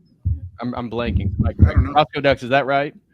Yeah, one of the songs is called Nitrous. So. Okay, there it is. So he mentions it in the HH song that he did. So it's like the whole thing is ironic. I mean, the dude was Christian and then was going in a direction. They tried to ruin his life, kind of validated things that allegedly and perceptively seemed to validate things he was saying. And then in response to that, he becomes like more degenerate, more debaucherous than he's ever been. And then he's trying to, and so it's interesting, the dynamic, because the song, I do think it is sort of changing people's perceptions of the post-World War II consensus. But at the same time, he kind of embodies everything that I dislike about modernity. Well, perhaps I'm a little bit more charitable in the sense that I don't think that he's the one moving the needle. I think like he's the weather vane. What he's doing is tapping onto what's happening in culture and presenting it back to culture, and culture is applauding. And I don't think like he's the trendsetter. I think he's the first one in line to see where things are going. And like me personally, I pity the guy. And like what you mentioned about him, he's not celebrating being a cuck. Basically the opposite. What he's saying is basically empathizing with all of the men who are being, let's say, being stripped of their power legally because like what he's saying in this song is basically, I'm one of the richest people in the world and I cannot even see my children. Like right. That's basically the message of his song. Right, because they claim that he's a Nazi, and so now he's just going to be a Nazi. That's the because of what they're doing to him and his inability to see his children, he's responding. And that's where I agree. I forget who I heard, but I almost think that what Kanye West is doing, it's really not about a cultural movement per se, is that he is so upset about what he identifies as Jewish figures related to him and Kim Kardashian's marriage that are behind him not being able to see his children. And so by doing the things that he's doing, I think maybe in his mind, he's hurting those specific people who are very Jewish, pro-Zionist. And it's almost like underlying all this stuff is a personal attack and a vendetta that he has because of everything that's going on. Well, I have one small comment about that, and then I would love to see what Andy has to say. What I would say is basically Kanye has had a personal experience with a handler that he thinks was Jewish, and that threatened to put him in an asylum, and put him on medication. Yeah, which is a pretty like severe threat, and I think it was realistic. And the other thing would be like, I'm not really like, I don't think Kanye is the one moving people into being more critical of the let's say the big nosed people. I think those people like deserve the reckoning, but it's a difficult thing to disentangle, because like part of the criticism we make from the right is basically the financialization, well, whatever, you know what I'm trying to say. And the problems with the financial the financial industry is usury, all of those things, and who have been as a group associated with that historically. So if people try to like do a mental math, it's easier to see that why a lot of young men would be like, okay, these people are not my people and they're my enemies. Why are they living among us? Why are they dictating like foreign policy? Why are they basically marshaling all of the resources in my nation? Why are they like? Why does JD Vance have to touch the wall and bow to it? Why does Trump need to do that? Those Yeah, are I think legitimate questions. all of this is coming to the forefront. So I want to shift to our last topic here. That's going to be more about the Trump administration politics. So I just want to catch up on super chats. Nobody sends in $20. Says a whole generation in the U.S. was raised on a taboo without specifics. The Holocaust being the only concrete descriptor. We were given all sorts of oughts. When the uninformed are first exposed to alt ideas. Interesting take. Durnan, thank you so much, Nobody, for the support, brother. God bless you. And Durnan throws in 10, says the quote woke right is just a typical commie rebranding of their enemies. This is their normal hat trick, but it is less successful because of their use of slander over the past 10 years. I could see that, but I don't know if I would categorize Peterson and Lindsay per se as communist. But thank you very much, Durnan, for the support. And then Austin DeTulio throws a $10, no comment. Thank you so much, Austin. God bless you guys. And thank you all for the support. If you guys have any more comments, feel free to send in on Streamlabs, Dono Chat, or YouTube. And if you're feeling generous, please give some memberships to the chat. Okay, so the last topic that I wanted to go over is kind of a large and expansive topic, but it had to do with the general feel of the Trump administration. Last open panel, we graded the Trump administration. But since then, some interesting things, and most notably that has caught my eye is the Kash Patel, Dan Bongino Fox interview, where they've done a total about face on Epstein and his mysterious death. And it seems like in Kash Patel, and maybe you guys have a different opinion, so I'm open to, definitely open to critical thoughts on this, but it seems like Kash Patel has switched a lot since, some of the interviews he did, like on Sean Ryan and stuff, and talking about what he would do if he was in the administration. Now he's in charge of the FBI, and I haven't seen a ton of arrests. I haven't seen, Pam Bondi do a lot of stuff. And then Dan Bongino, who was a devout Epstein didn't kill himself guy, then comes on Fox News and says, I looked at the official FBI files and there's nothing there. He just committed suicide. And so my question to get into this new topic is, what are you guys' thoughts on this sort of about face? Obviously, the Trump administration seems to be dragging their feet regarding the Epstein stuff. I kind of took this about face by Bongino and Patel as a way to sort of diminish the anxiousness of the public to get more information about Epstein. What are your guys' thoughts on all that? And Jose's been a little quiet, so I'd like Jose, your thoughts first. Then anybody wants to jump in. Yeah. So what I think is the most likely possibility is now that they're in power, there's either dirt on them or they get informed of stuff why things can't go out or can't be released to the public. The fact is, Epstein had his dirt on a huge swath of the American ruling class. And so if you're within the administration and, if you're within the administration and you want to, kick that can of worms, you're going to have to be willing to pay a very high personal price. And apparently neither of the two are willing to do that. The other possibility is they could technically be speaking truth. But if that is true, then that would mean that Epstein was truly devoted to the cause of Mossad and finished himself off before his version of Jack Rubenstein would have shown up. So that's the. Jose, don't you feel like him killing himself is kind of far fetched? Yep. Yeah, because I simply don't see him. That happened. The prison guards fell asleep. One of them walks away. The camera stops working for that hour-long period. I don't know. And if this is the administration of full transparency, and credit where credit's due, it has been more transparent than previous administrations. But if that's the case, why wouldn't Patel and Bongino, when they come out to make this claim, declassify something that at least validates it? I mean, for us, for the whole American public and so many of Bongino's followers. And that's what's been very interesting as I was watching X and Bongino's posting about it. And then I was looking at the comments, and so many people that like watched his show obsessively on Rumble are like really upset with him because they said there's no way. And they can't believe that this guy just went back on it.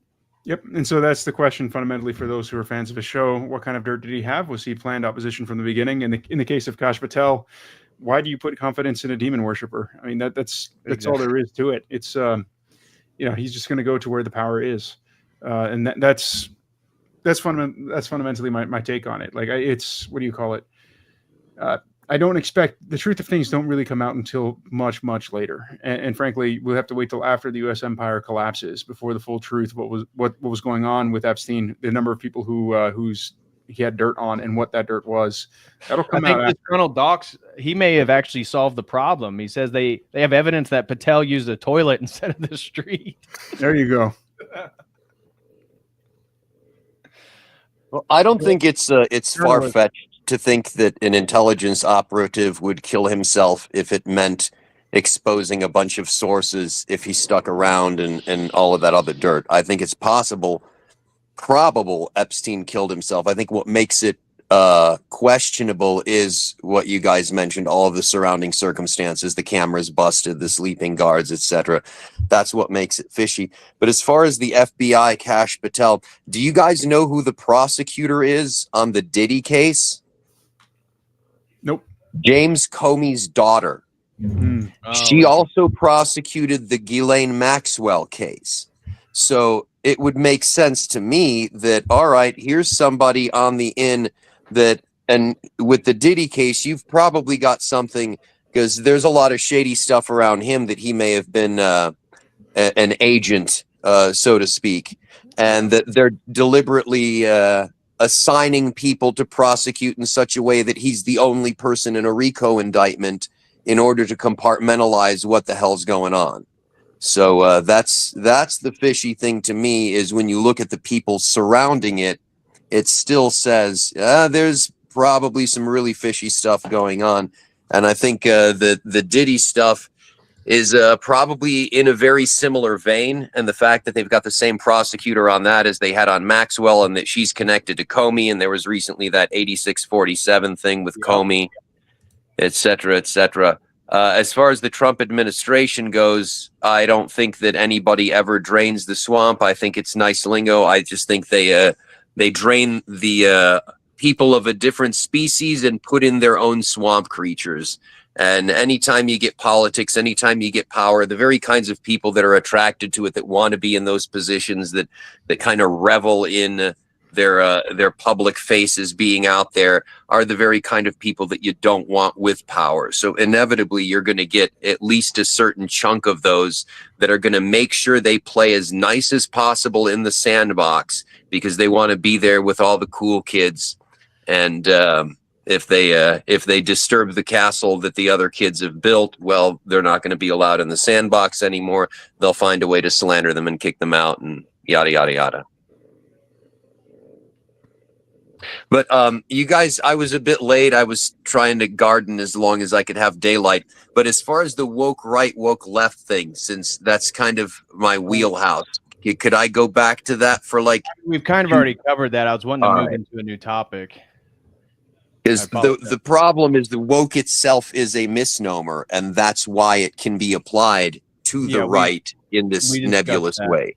Yeah, we broke down critical theory and Peterson Lindsay and how all it's being applied. Yeah, it's a mislabeling for the attempt to really, it's kind of the modernist narrative. You didn't cover what woke is. It's kind of the modernist narrative that centrism is like the ideal. And so, form an opposition against any form of perceived extreme. So the left wing and the right wing. That's kind of how I see that playing out. Yeah, because it's relativism. Yeah. So about the the 8647 thing was really interesting. I took that as a clear intentional post by James Comey. And I just saw he did an interview on MSNBC or CNN like yesterday or the day before, where he's like, I'm just flabbergasted by people's reaction to this. It was just an innocent post of seashells, and it's like, dude, come on. Yeah, you know what What are your 86 thoughts on that? is. You've prosecuted mobsters.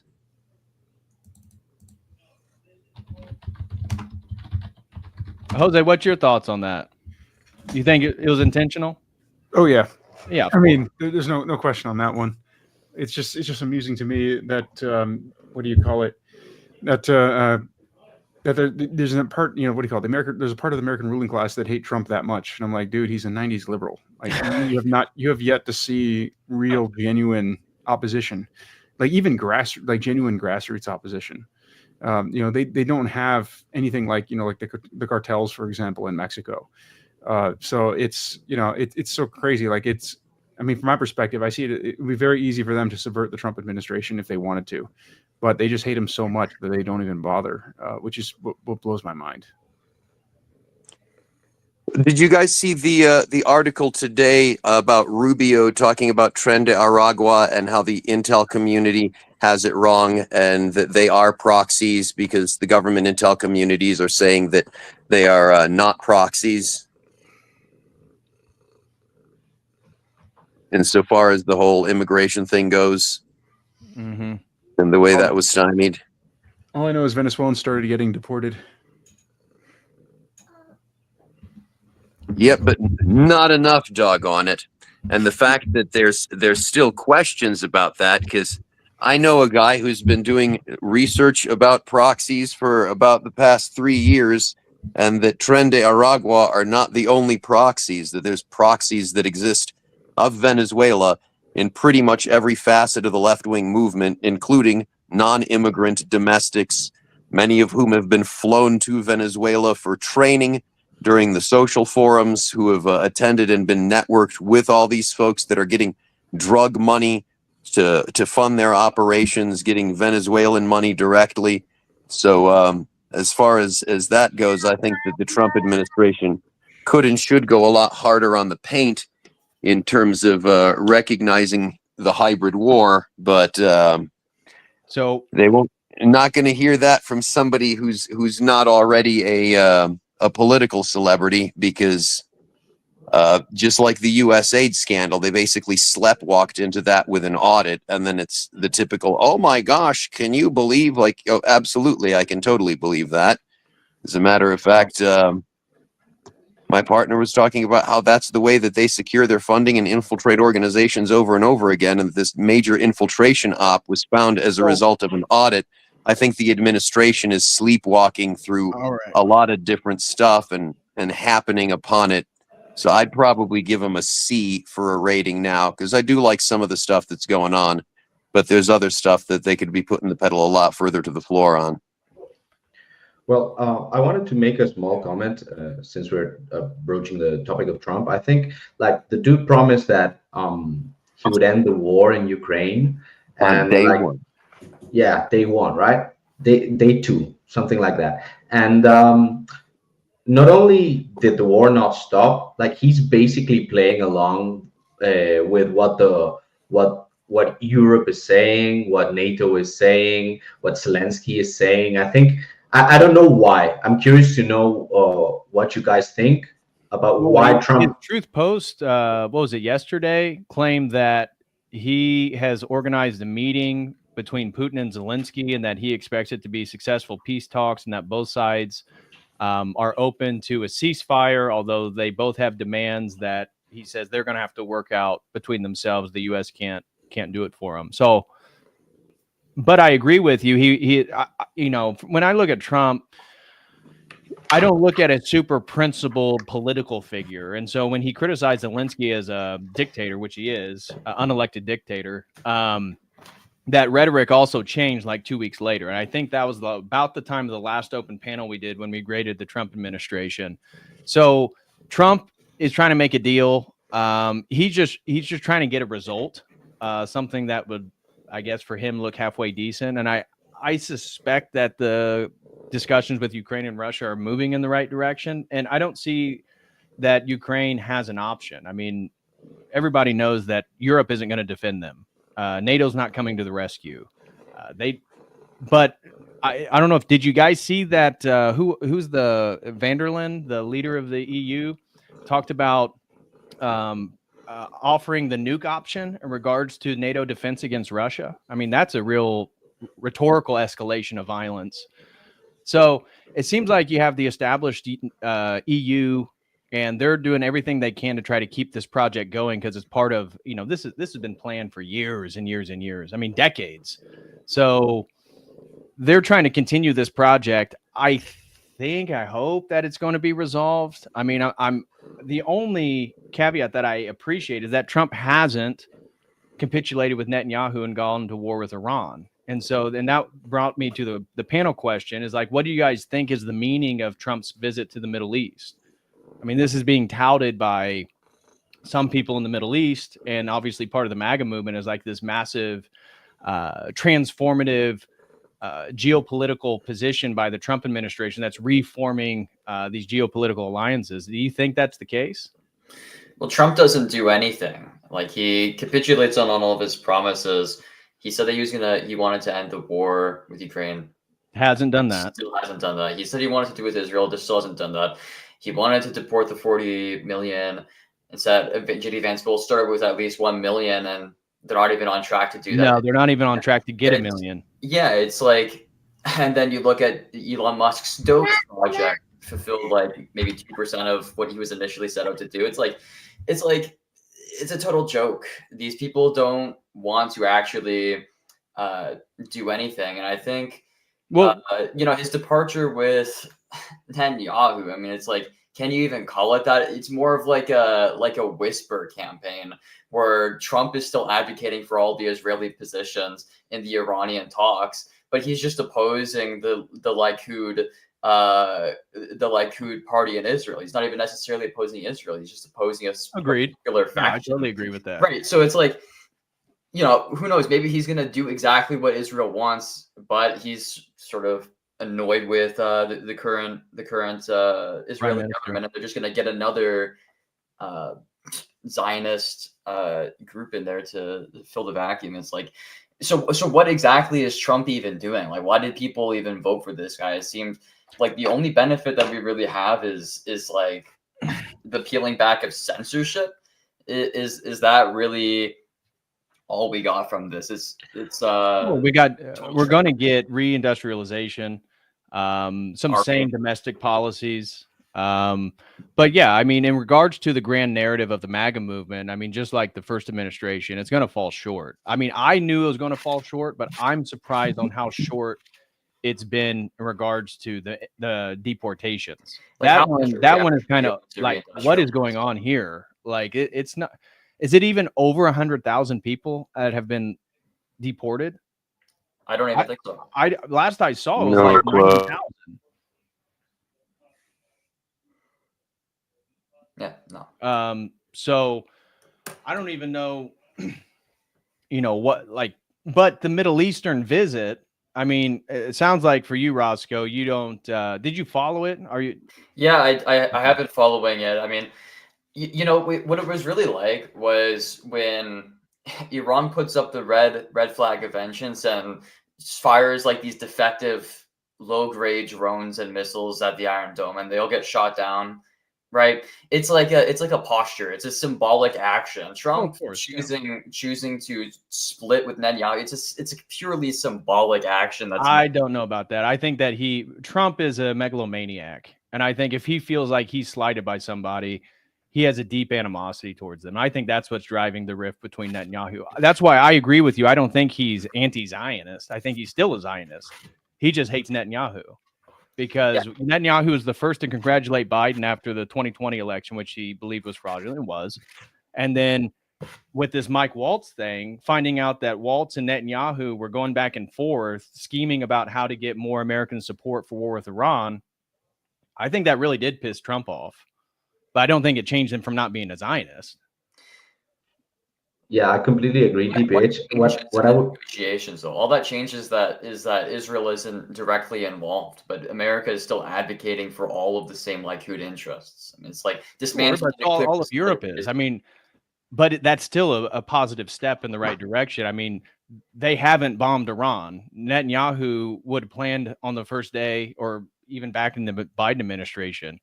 And the rhetoric out of the Middle East is that Trump's not going to let the war start. Yeah, that was the rhetoric. That was the tone and tenor of the message that he had in Saudi Arabia. Is he's not going to let it start, and he's going to work with, ironically, Al Qaeda in Syria, and try to establish a Syrian national government and create business.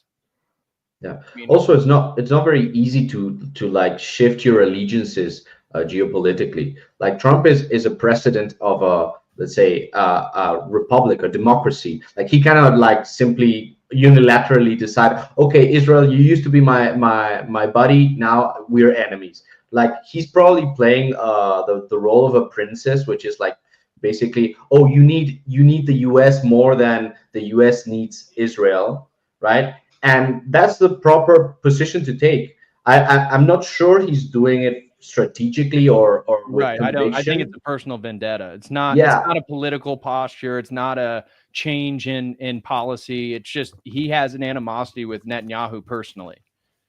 Yeah, then they're gonna get somebody else in there as prime minister. Are they? Because Netanyahu. I mean, I don't think Netanyahu's going to relinquish power. Well, not until the Gaza war is over. What I'm saying is, like, when it eventually does, and then Netanyahu has to step down, I mean, you're just going to get another guy in there, and the American government is going to act exactly as they have been towards Israel. If Trump does even change anything, it's completely contingent on this vendetta you're talking about between Trump and Netanyahu. Agreed. It's not actually going to change anything. And I actually do think that the war with Iran is probably going to start. Israel might just accelerate it, and America's probably just going to go along with it. I don't think if Netanyahu just bombed the nuclear facilities of Iran today without any agreement with the U.S. to back them, I don't see Trump jumping in right away. But yeah, that's the issue. Trump is like trying to like reappraise the U.S. and U.S. influence abroad and not sell it cheap, right? But ultimately, he wants to sell it. And that's the problem, because like what I'm seeing from Trump, and I think Roscoe would agree with this, is like he ultimately gives in to what other people are asking of him. Even if he doesn't get along with the leaders in Europe, he's still giving them what they want, like in an offhanded manner, but he does. And there's something interesting too. I heard Colonel Douglas McGregor highlight this, and I noticed it, is like Trump's rhetoric and posture can change day by day. And it almost seems like he listens to whoever the last person who consulted him was. And so apparently Tulsi Gabbard, and this was for Colonel Douglas McGregor, his point, he has a lot of faith in Tulsi regarding geopolitics and like military. Okay, that's his. I'm not making a claim, but that's his. And his point was that Tulsi Gabbard apparently is the first brief that Trump has every day. And if she's anti-war and all this different stuff, who's giving him the last brief of the day? Was that Mike Waltz? Was that, who? Because it doesn't seem like there's not a consistent thread. It seems like it moves very quickly. And Colonel Douglas McGregor, his thoughts is that Trump is one of these people that, because he's not an intellectual and he's not like devoted towards a purpose, like it can shift. It's all about pragmatism. And whoever kind of informs him the last kind of sways his opinion. Yeah, the one thing that is certain. Oh, go. Yeah, a person informing Trump at the beginning or the end of a day is not going to change the widespread Israeli lobby penetration of all major government institutions. Trump is a chaos agent. At the end of the day, that's the purpose he serves. He's the battering ram for the right wing to sort of get their voice in, and then eventually we're going to maybe have some more radical right wing views penetrate these institutions because of what Trump has done. But like Trump, he's a puppet. He doesn't do anything. He hasn't done anything productive. And it really, at the end of the day, the only productive thing he has done is give rhetoric analogous to what people like us would advocate for. I wouldn't go so far as he hadn't done anything. I mean, I don't think that's entirely accurate. I mean, like lowering domestic oil prices and pumping more. I mean, these aren't things in regards to the geopolitical and larger situation that I agree with you on, but that helps me in my life. That helps me keep a few bucks. And So I agree with you. I mean, I'm not a huge Trump defender or supporter. I see a lot of problems and shortcomings, but I do think there's going to be some positive things that he does. But I really question his intellectual capacity to actually comprehend the whole situation. Like when you're dealing with Russia and Ukraine, you have to know the history. Does Trump know the history? I mean, this is why Putin in the Tucker interview, like the first 30 minutes is a historical contextualization of the phenomenon, going back to the conversion of Vladimir the Great. So is Trump aware of all this stuff? No. And do the Zionists around him, are they informing him correctly about it? No. Well, the thing is, Trump philosophically is against that in principle. Like being a pragmatist, being a person who just like sees the picture and tries to devise the next step instead of the video. That's the reason why he doesn't get those things. Like he doesn't care about history. He doesn't get. He's just looking at things as they are. And he wants to reshape them. Historical reputation. Do you not think that he cares about that?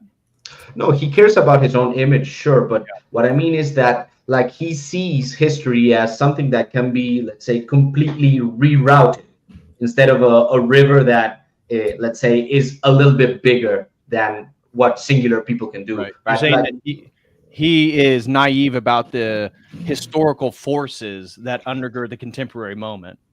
Yeah. I could agree with that. Yeah. What I was going to say was the one thing that is for certain is when the U.S. goes into war with Iran, the war's already lost. The industrial capacity is simply not there. The numbers the U.S. needs in order to carry out such a conflict, projecting that far across the world, it isn't there. Iran to win just has to survive. It doesn't have to invade the United States home territory. Right. Even like if you look at Chinese strategic thought, strategic planning, they're literally just waiting for America to collapse from its own internal contradictions. They don't. That's why they don't want to invade Taiwan. They want Taiwan to come back in peacefully, and the American system after the American system collapses. And it's like even in terms of the military might, like the standards of warfare have completely changed, not just because of what's been happening or the development with drones in the Ukraine warfare. The thing with Ukraine that's impressive is drones almost overtook artillery for battlefield effectiveness, battlefield deaths. But then along comes electronic warfare, jamming methods, and drones suddenly become less effective. Still effective, they still have their purposes, but artillery is still king of the battlefield to this day. What's significant about the Houthi conflict in particular was the fact that the Houthis are not a state, they don't have a navy, they don't have an air force, and they beat the American Navy consistently and beat the American Air Force consistently, where the U.S. they literally had aircraft carriers doing evasive maneuvers that were so harsh to avoid getting hit by a missile that planes actually fell off the deck, including personnel. They lost 2 Super Hornets that way, which is crazy expensive for article. What do you call it?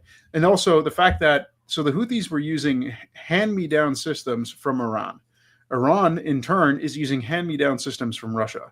So Russia's radar, Russia's missile systems are literally 2 orders of magnitude better than what the Houthis are using, and the U.S. Navy, U.S. Air Force cannot handle what the Houthis were throwing at them, to the point where even with these hand-me-down radars, they locked onto an F-35 that it itself had to engage in evasive maneuver to avoid incoming missiles. So the stealth tech doesn't work. Right. The fact is, planes still have to be able to do dogfighting / maneuver, so that indicates that the Russian engineers were correct in terms of their betting in terms of plane development. The question, of course, is how much of these planes will be taken over by become full-fledged drones versus AI that is integrated with the pilot, right. Which is I think is probably actually what we'll be winning in the long run. Right. So that's what I mean. Like warfare has changed so much. The U.S. no longer has the ability to project power the way it did before. Right. Non-state actors are able to keep the United States out. Forget once you go against a state actor like Iran that has a massive population that is higher IQ than the Arabs the U.S. has been fighting for the last 2 decades, or Israel for the last 7.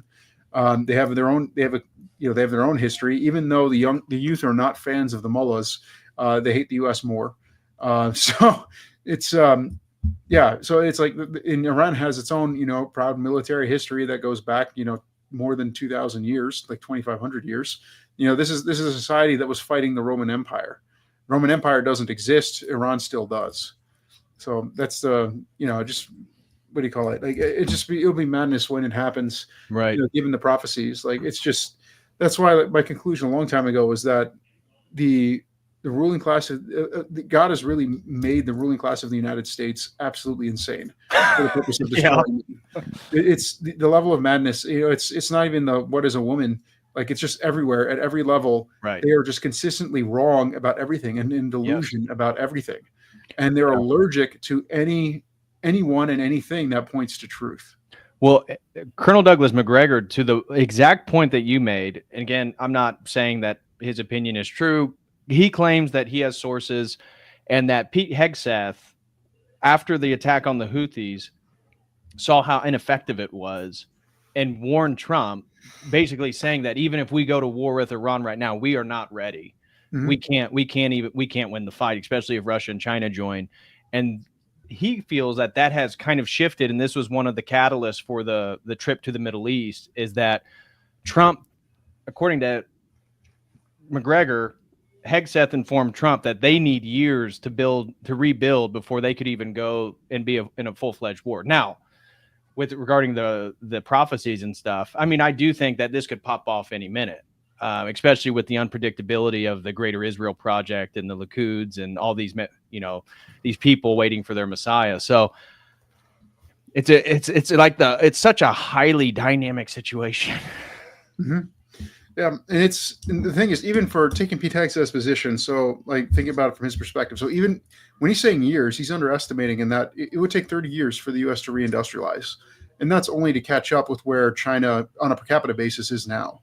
So, and forget about trying to catch up. Like, you would have to have a ship making advantage over the combination of Russia, Iran, and China.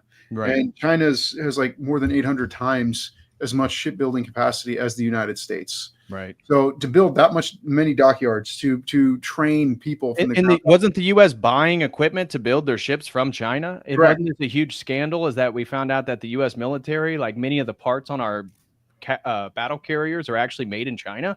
Yep. So like the whole supply chain has to be built from the ground up. It has to be built at such a scale, like it's in 30 years is just to reindustrialize to then actually build out the shipyards. And then you have the whole issue of how long it takes to train, all those shipbuilders, like dock workers, etc., like all the guys who are actually going to be working and building those machines. That takes an immense amount of time, personnel skill, and this is running into the problem where the United States, its education system, in the words of Dewey, were designed to dumb down the population. Right. I know some people mentioned the talk I had with Jay Dyer. I actually underestimated. So I was going off of old data from 2017. So I was looking at the 2023 data after, and only 44% of Americans, not half, 44% have tier 3 level literacy or more. Not only that, for tier 5 literacy, the sample size was so small, they cannot rely, or rather, they found so few people that were tier 5 literate that they can't accurately measure what percentage of the American population is tier 5 literate. And just to put that in perspective, so we know from, I was doing some Byzantine studies, of course, back when I was doing all my Byzantine history reading. We know from the recruitment program of when the Byzantine Empire was recruiting their troops, they would track literacy, specifically how many of their men have read the Odyssey and the Iliad. And so like 20% of the male population, or 20% of the male population in the mid 8th century had read the Odyssey and the Iliad. So that means in the Byzantine Empire was at least 20% tier 4 more, high tier 4 literacy. These are, essentially, 13th grade reading levels. So just using that as a comparison, that means that the Byzantine Empire was at least, at absolute minimum, 50% more literate than the United States is today. Wow. And if you compare it to medieval England, so England in 1500, 25% of the population would have been tier 4 literate or above. So England, just before the Protestant Reformation, was more than twice as literate as America is today. So, and this is a pattern that, I think there's a parallel, I think, and I'm open to be corrected on this, but it's Christ has that line where he says, those who live by the sword die by the sword. Mm-hmm. And there's an element where whatever sin you live by, you end up dying by. Whatever you make your idol, you end up dying by. And it's surprising. It's amazing to me how the two huge giant religions which made a religion out of worshiping a book and literacy being the key to knowing God. Both of them produced massive illiterate societies that were less literate than they were before said religions. And I'm talking about all of Islam and Protestant Christianity. So it's Protestant Christianity in the United States was founded as a Protestant nation. England was not founded as Protestant. Germany wasn't. The Scandinavian countries weren't. America was founded as a Protestant nation, and it's less literate, like less than half as literate as their ancestors were before the Protestant Reformation. And that's what just blows my mind. It's just like, so that's the population that they're going to have to draw all these industrial workers and engineers, shipbuilders, designers, industrial designers, architects. And sure, AI is cool and all, and it does speed up the process. But when you have a population that can't read, I mean, it's, and numeracy is also horrendous. It's like 38%.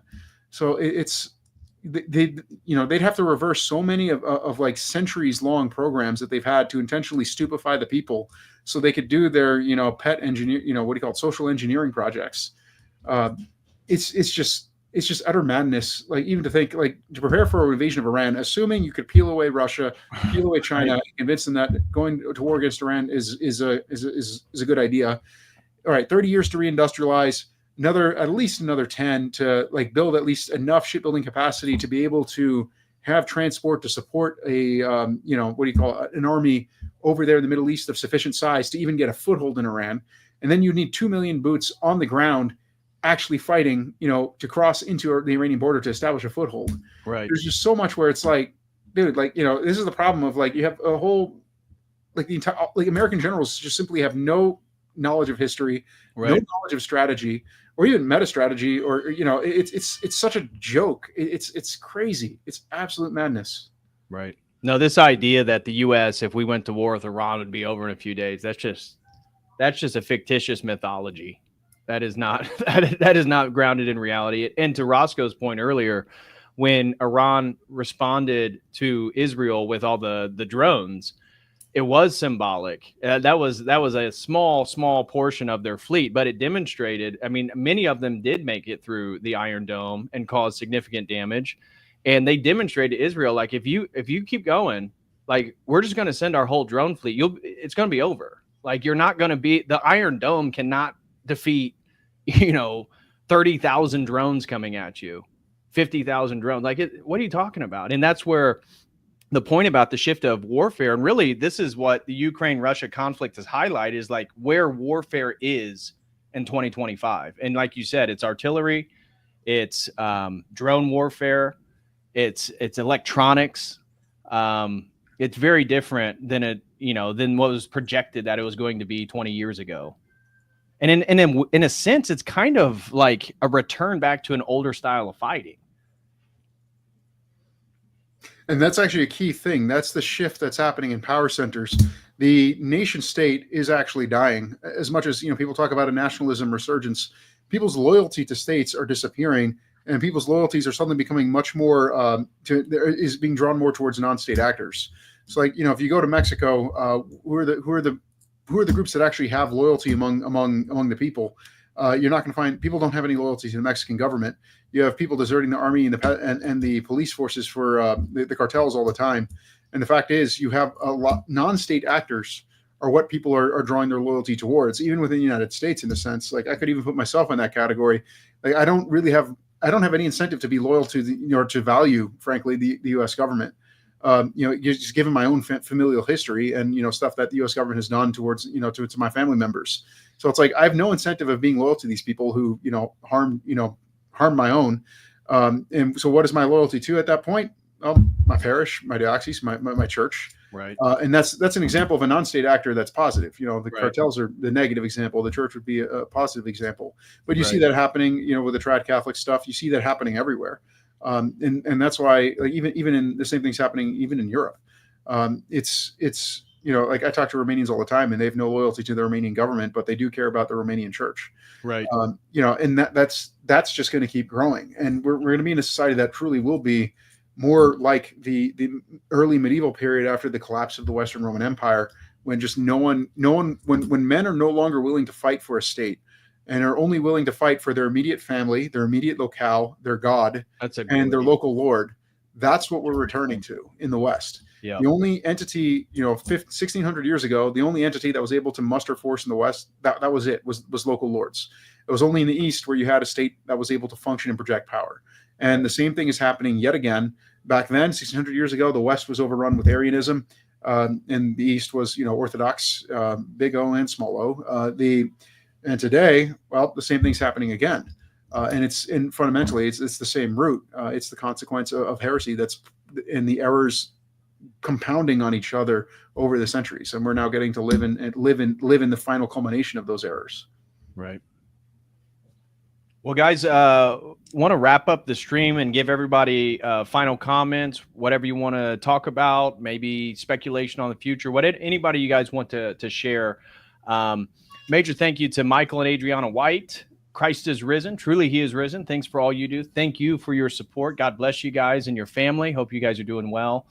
And then over on Dono Chat, we had Opera says, yay, embodies Dugin's radical subject. Yeah, I could definitely see that. That's actually a really insightful point. So thank you very much, Opera for that comment.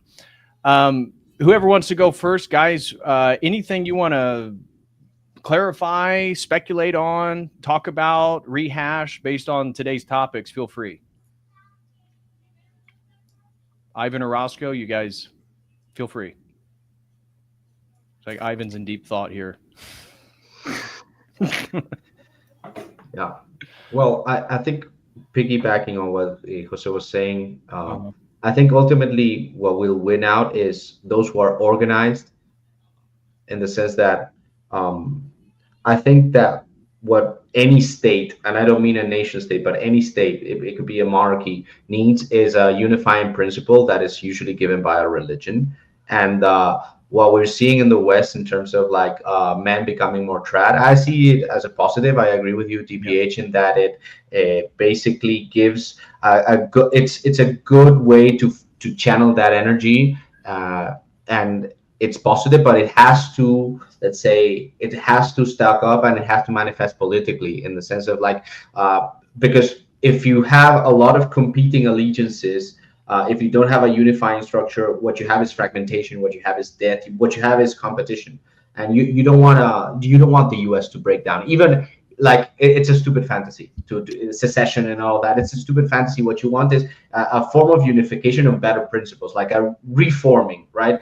And what I would say is that we have to pray a lot. We have to pray a lot that that we become truly Orthodox. That we don't turn, let's say, our faith into a political cudgel, but that we actually do manifest politically as Orthodox Christians. Because if we don't, then we'll have overlords who are not Orthodox and who will crush us. So like, that's what I wish for us. I wish for us to have like Orthodox representation, even within a democracy. Good point. Roscoe, any final thoughts, brother? Yeah, I'm just going to express my strong belief that Iranian nuclear facilities are definitely going to get bombed by Israel directly. In fact, over the course of this live stream that I've been on here, I actually have like my Telegram is blowing up with news that Israel is likely to strike Iranian nuclear facilities and to derail agreement. If it agrees, Trump will accept bad deal. Even from CNN is saying Israel's likelihood of. I could totally see them doing it. Yeah, and there's developments even as we're speaking right now that the likelihood of an Israeli strike on Iran is like increasing highly. The fifth session of talks that Trump had with Iran that was supposed to happen in Italy, Rome, it actually just broke down while we were on stream.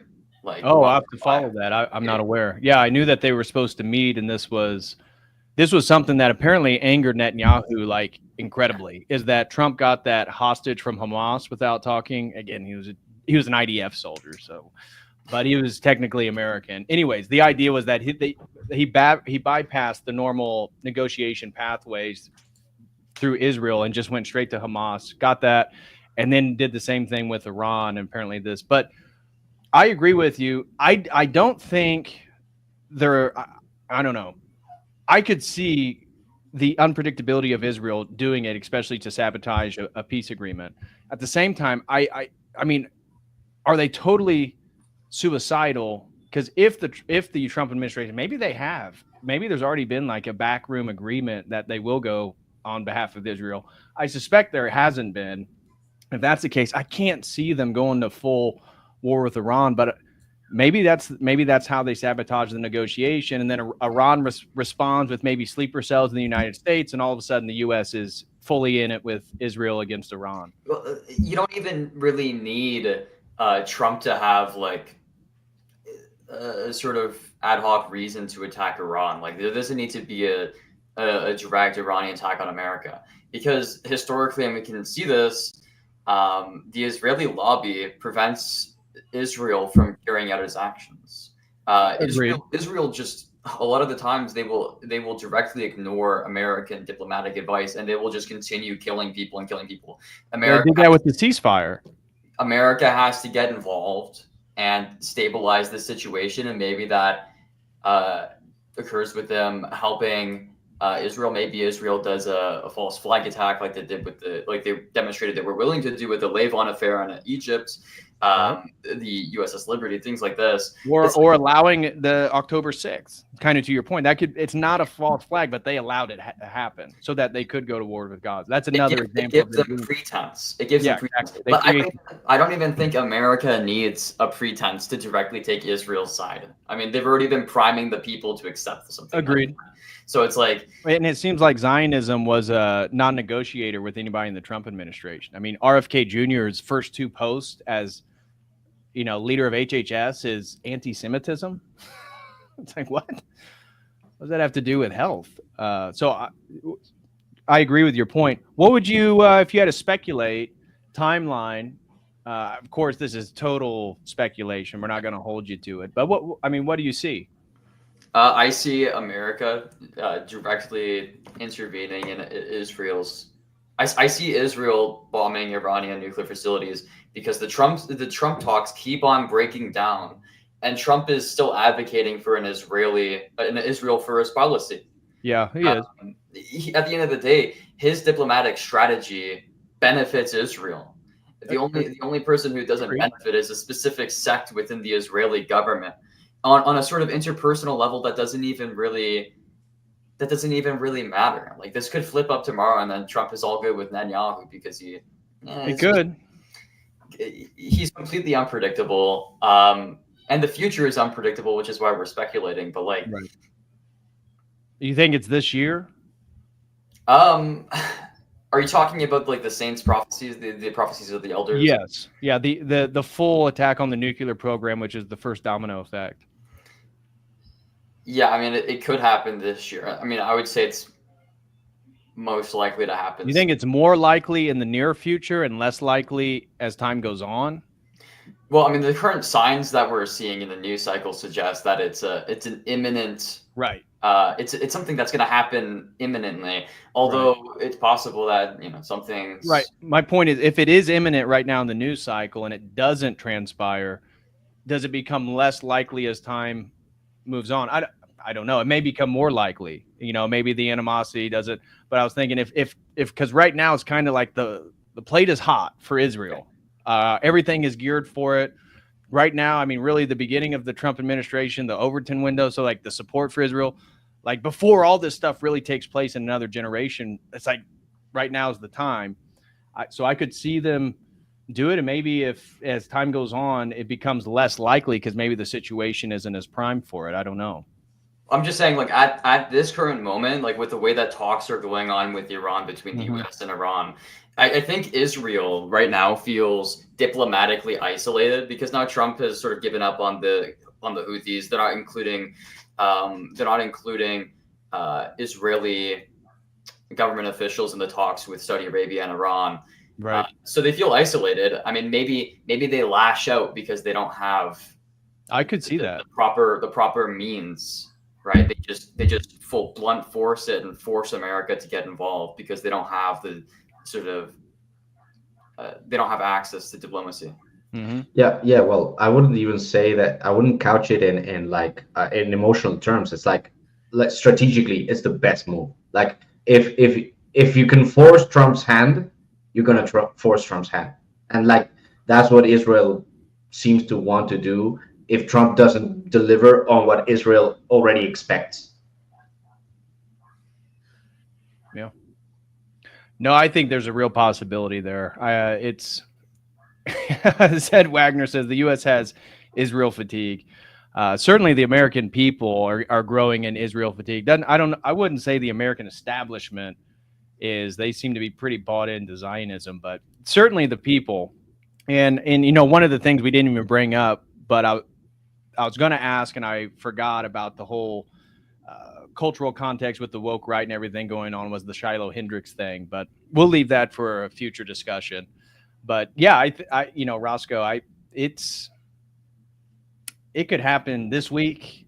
Disgruntled Docs highlights that Pascha aligns again in 2028, which is also an election year.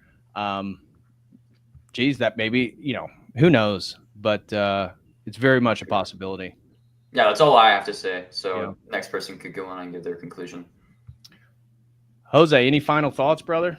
Yeah, just a thing to consider. So given that war with Iran is going to happen, the thing you take into account is once that actually happens, so all of our markets, even though, you know, for example, I'm in Texas and there is a lot of, you know, oil, gas, etc. here, and you have the pipelines, or hopefully, well, pipelines that we're planning on doing, but you have stuff coming in via train from the Dakotas, etc. So even despite that, the fact is, because the United States operates on a free trade, still operates on a free market model or free trade model, and it doesn't have an economy that it can quickly close. That means all of our energy prices are tied to whatever global energy prices are. So once war with Iran kicks off, all gas and diesel prices are going to skyrocket. Heating oil is going to skyrocket. Natural gas skyrocket in price. So even if, you know, even though, like, if all your power, even if in my case, if my power, all my stuff, energy is coming from stuff that's made here in Texas, doesn't matter. The prices are going to skyrocket through the roof. Right. You could see gas prices quadrupling, quintupling overnight. Right. So a thing to take into account is, one, if you are of the camp that you're convinced this is going to happen, the most rational thing to do is try to organize your life where you can get your hands on what you need for you and your family, which you can do on foot or via bicycle. Because frankly, you're going to have crazy energy prices are going to skyrocket. And the other thing to take into account is that's going to have knock-on effects on all other pricing of food. For example, food is very petroleum intensive, so food prices are going to go rocket. They're not going to skyrocket fivefold like gas immediately, but the portion, you know, they could double or triple. So it's a thing to take into account if you know, in terms of what do you call it? The saints give these things as warnings, you know, so plan accordingly. Part of where I live is because I am able to get to everything I need within walking distance, and you know, I get a lot of my family's food from within my own county, and you know, that was something I put a lot of thought into beforehand and planning that out. So that's something to take into account. Like, even like, for example, I know, like, I'm still want to be able to go to, if I need to go to places, I want to go to places in something that's going to be super fuel efficient. And that's why actually I have been looking into motorcycles yet again after 12, 13 years. But it's going to be hard to get all the kids on one of those motorcycles. I just embrace my inner third worlder and carry the whole family. You know, I've seen guys carrying their whole family on 250cc engines. You're going to look like an Indian family. Pretty much. One of those mopeds. Yep, or like a Vietnamese one on a Honda Rebel. Yeah, that's but no, it's just things that take into account. You know, it's like the prophecies are there for a reason, to prepare. You know, what was it St. Paisios was saying, you know, back in the 70s, when he was talking about the jibby jab, and he was just telling people, hey, you know, if you got 2 acres and you got you know, some goat for milk and some trees planted for food, etc., you'll be fine. You know, when they warn about stuff, it's to plan accordingly. But yeah, but like, you know, it's, you know, and I'm blessed that, you know, I did find a wife who, you know, Ivan's talking about, you know, finding a wife who's not going to just, you know, pack up the bags and divorce. But, you know, I did find a wife who values the type of life I want to live and that's, you know, and so she's very much on board with the way that we live our life and have organized our life. And she loves the fact that she's able to walk everywhere. And it's funny because my wife is of the opinion that all urban planning should be done so that a woman with kids can get everything that she needs for her family within a 15-minute walk of her abode. It's funny because one time she suggested, she denies it, but I do remember her saying this. She suggested that the only way for that to really happen realistically in the US is if women were banned from driving, because then men would get tired of driving their women everywhere. And then they would have to change the urban planning rules and zoning laws so that things would be walkable again. And I was like, I'm going to remember this, and I'm always going to bring it up for all of eternity that you suggested this once. So that's a great point. All right. Well, hey guys, I want to thank you, everybody who joined, Ivan, Roscoe, Jose. Appreciate you guys, and everybody who joined earlier in the stream. God bless you. Everybody in the chat, thank you guys for being here, and everybody who supported the stream, thank you very, very much. I love you guys, and it means the world to me that I'm able to come on here and do streams and chat and try to be insightful. So thank you guys very, very much. I will be back Thursday doing a stream debunking Christ consciousness, the cosmic Christ, New Age sort of mythology and its origins and its contemporary place in society in regards to New Age spirituality and stuff. So that will be Thursday. So I will see you guys Thursday, and tomorrow night we have a think tank meeting. So I will see you guys then. Thank you all so much. God bless. And what was it? There was something else I wanted to say. Oh, well, I can't remember. Anyways, until next time, God bless.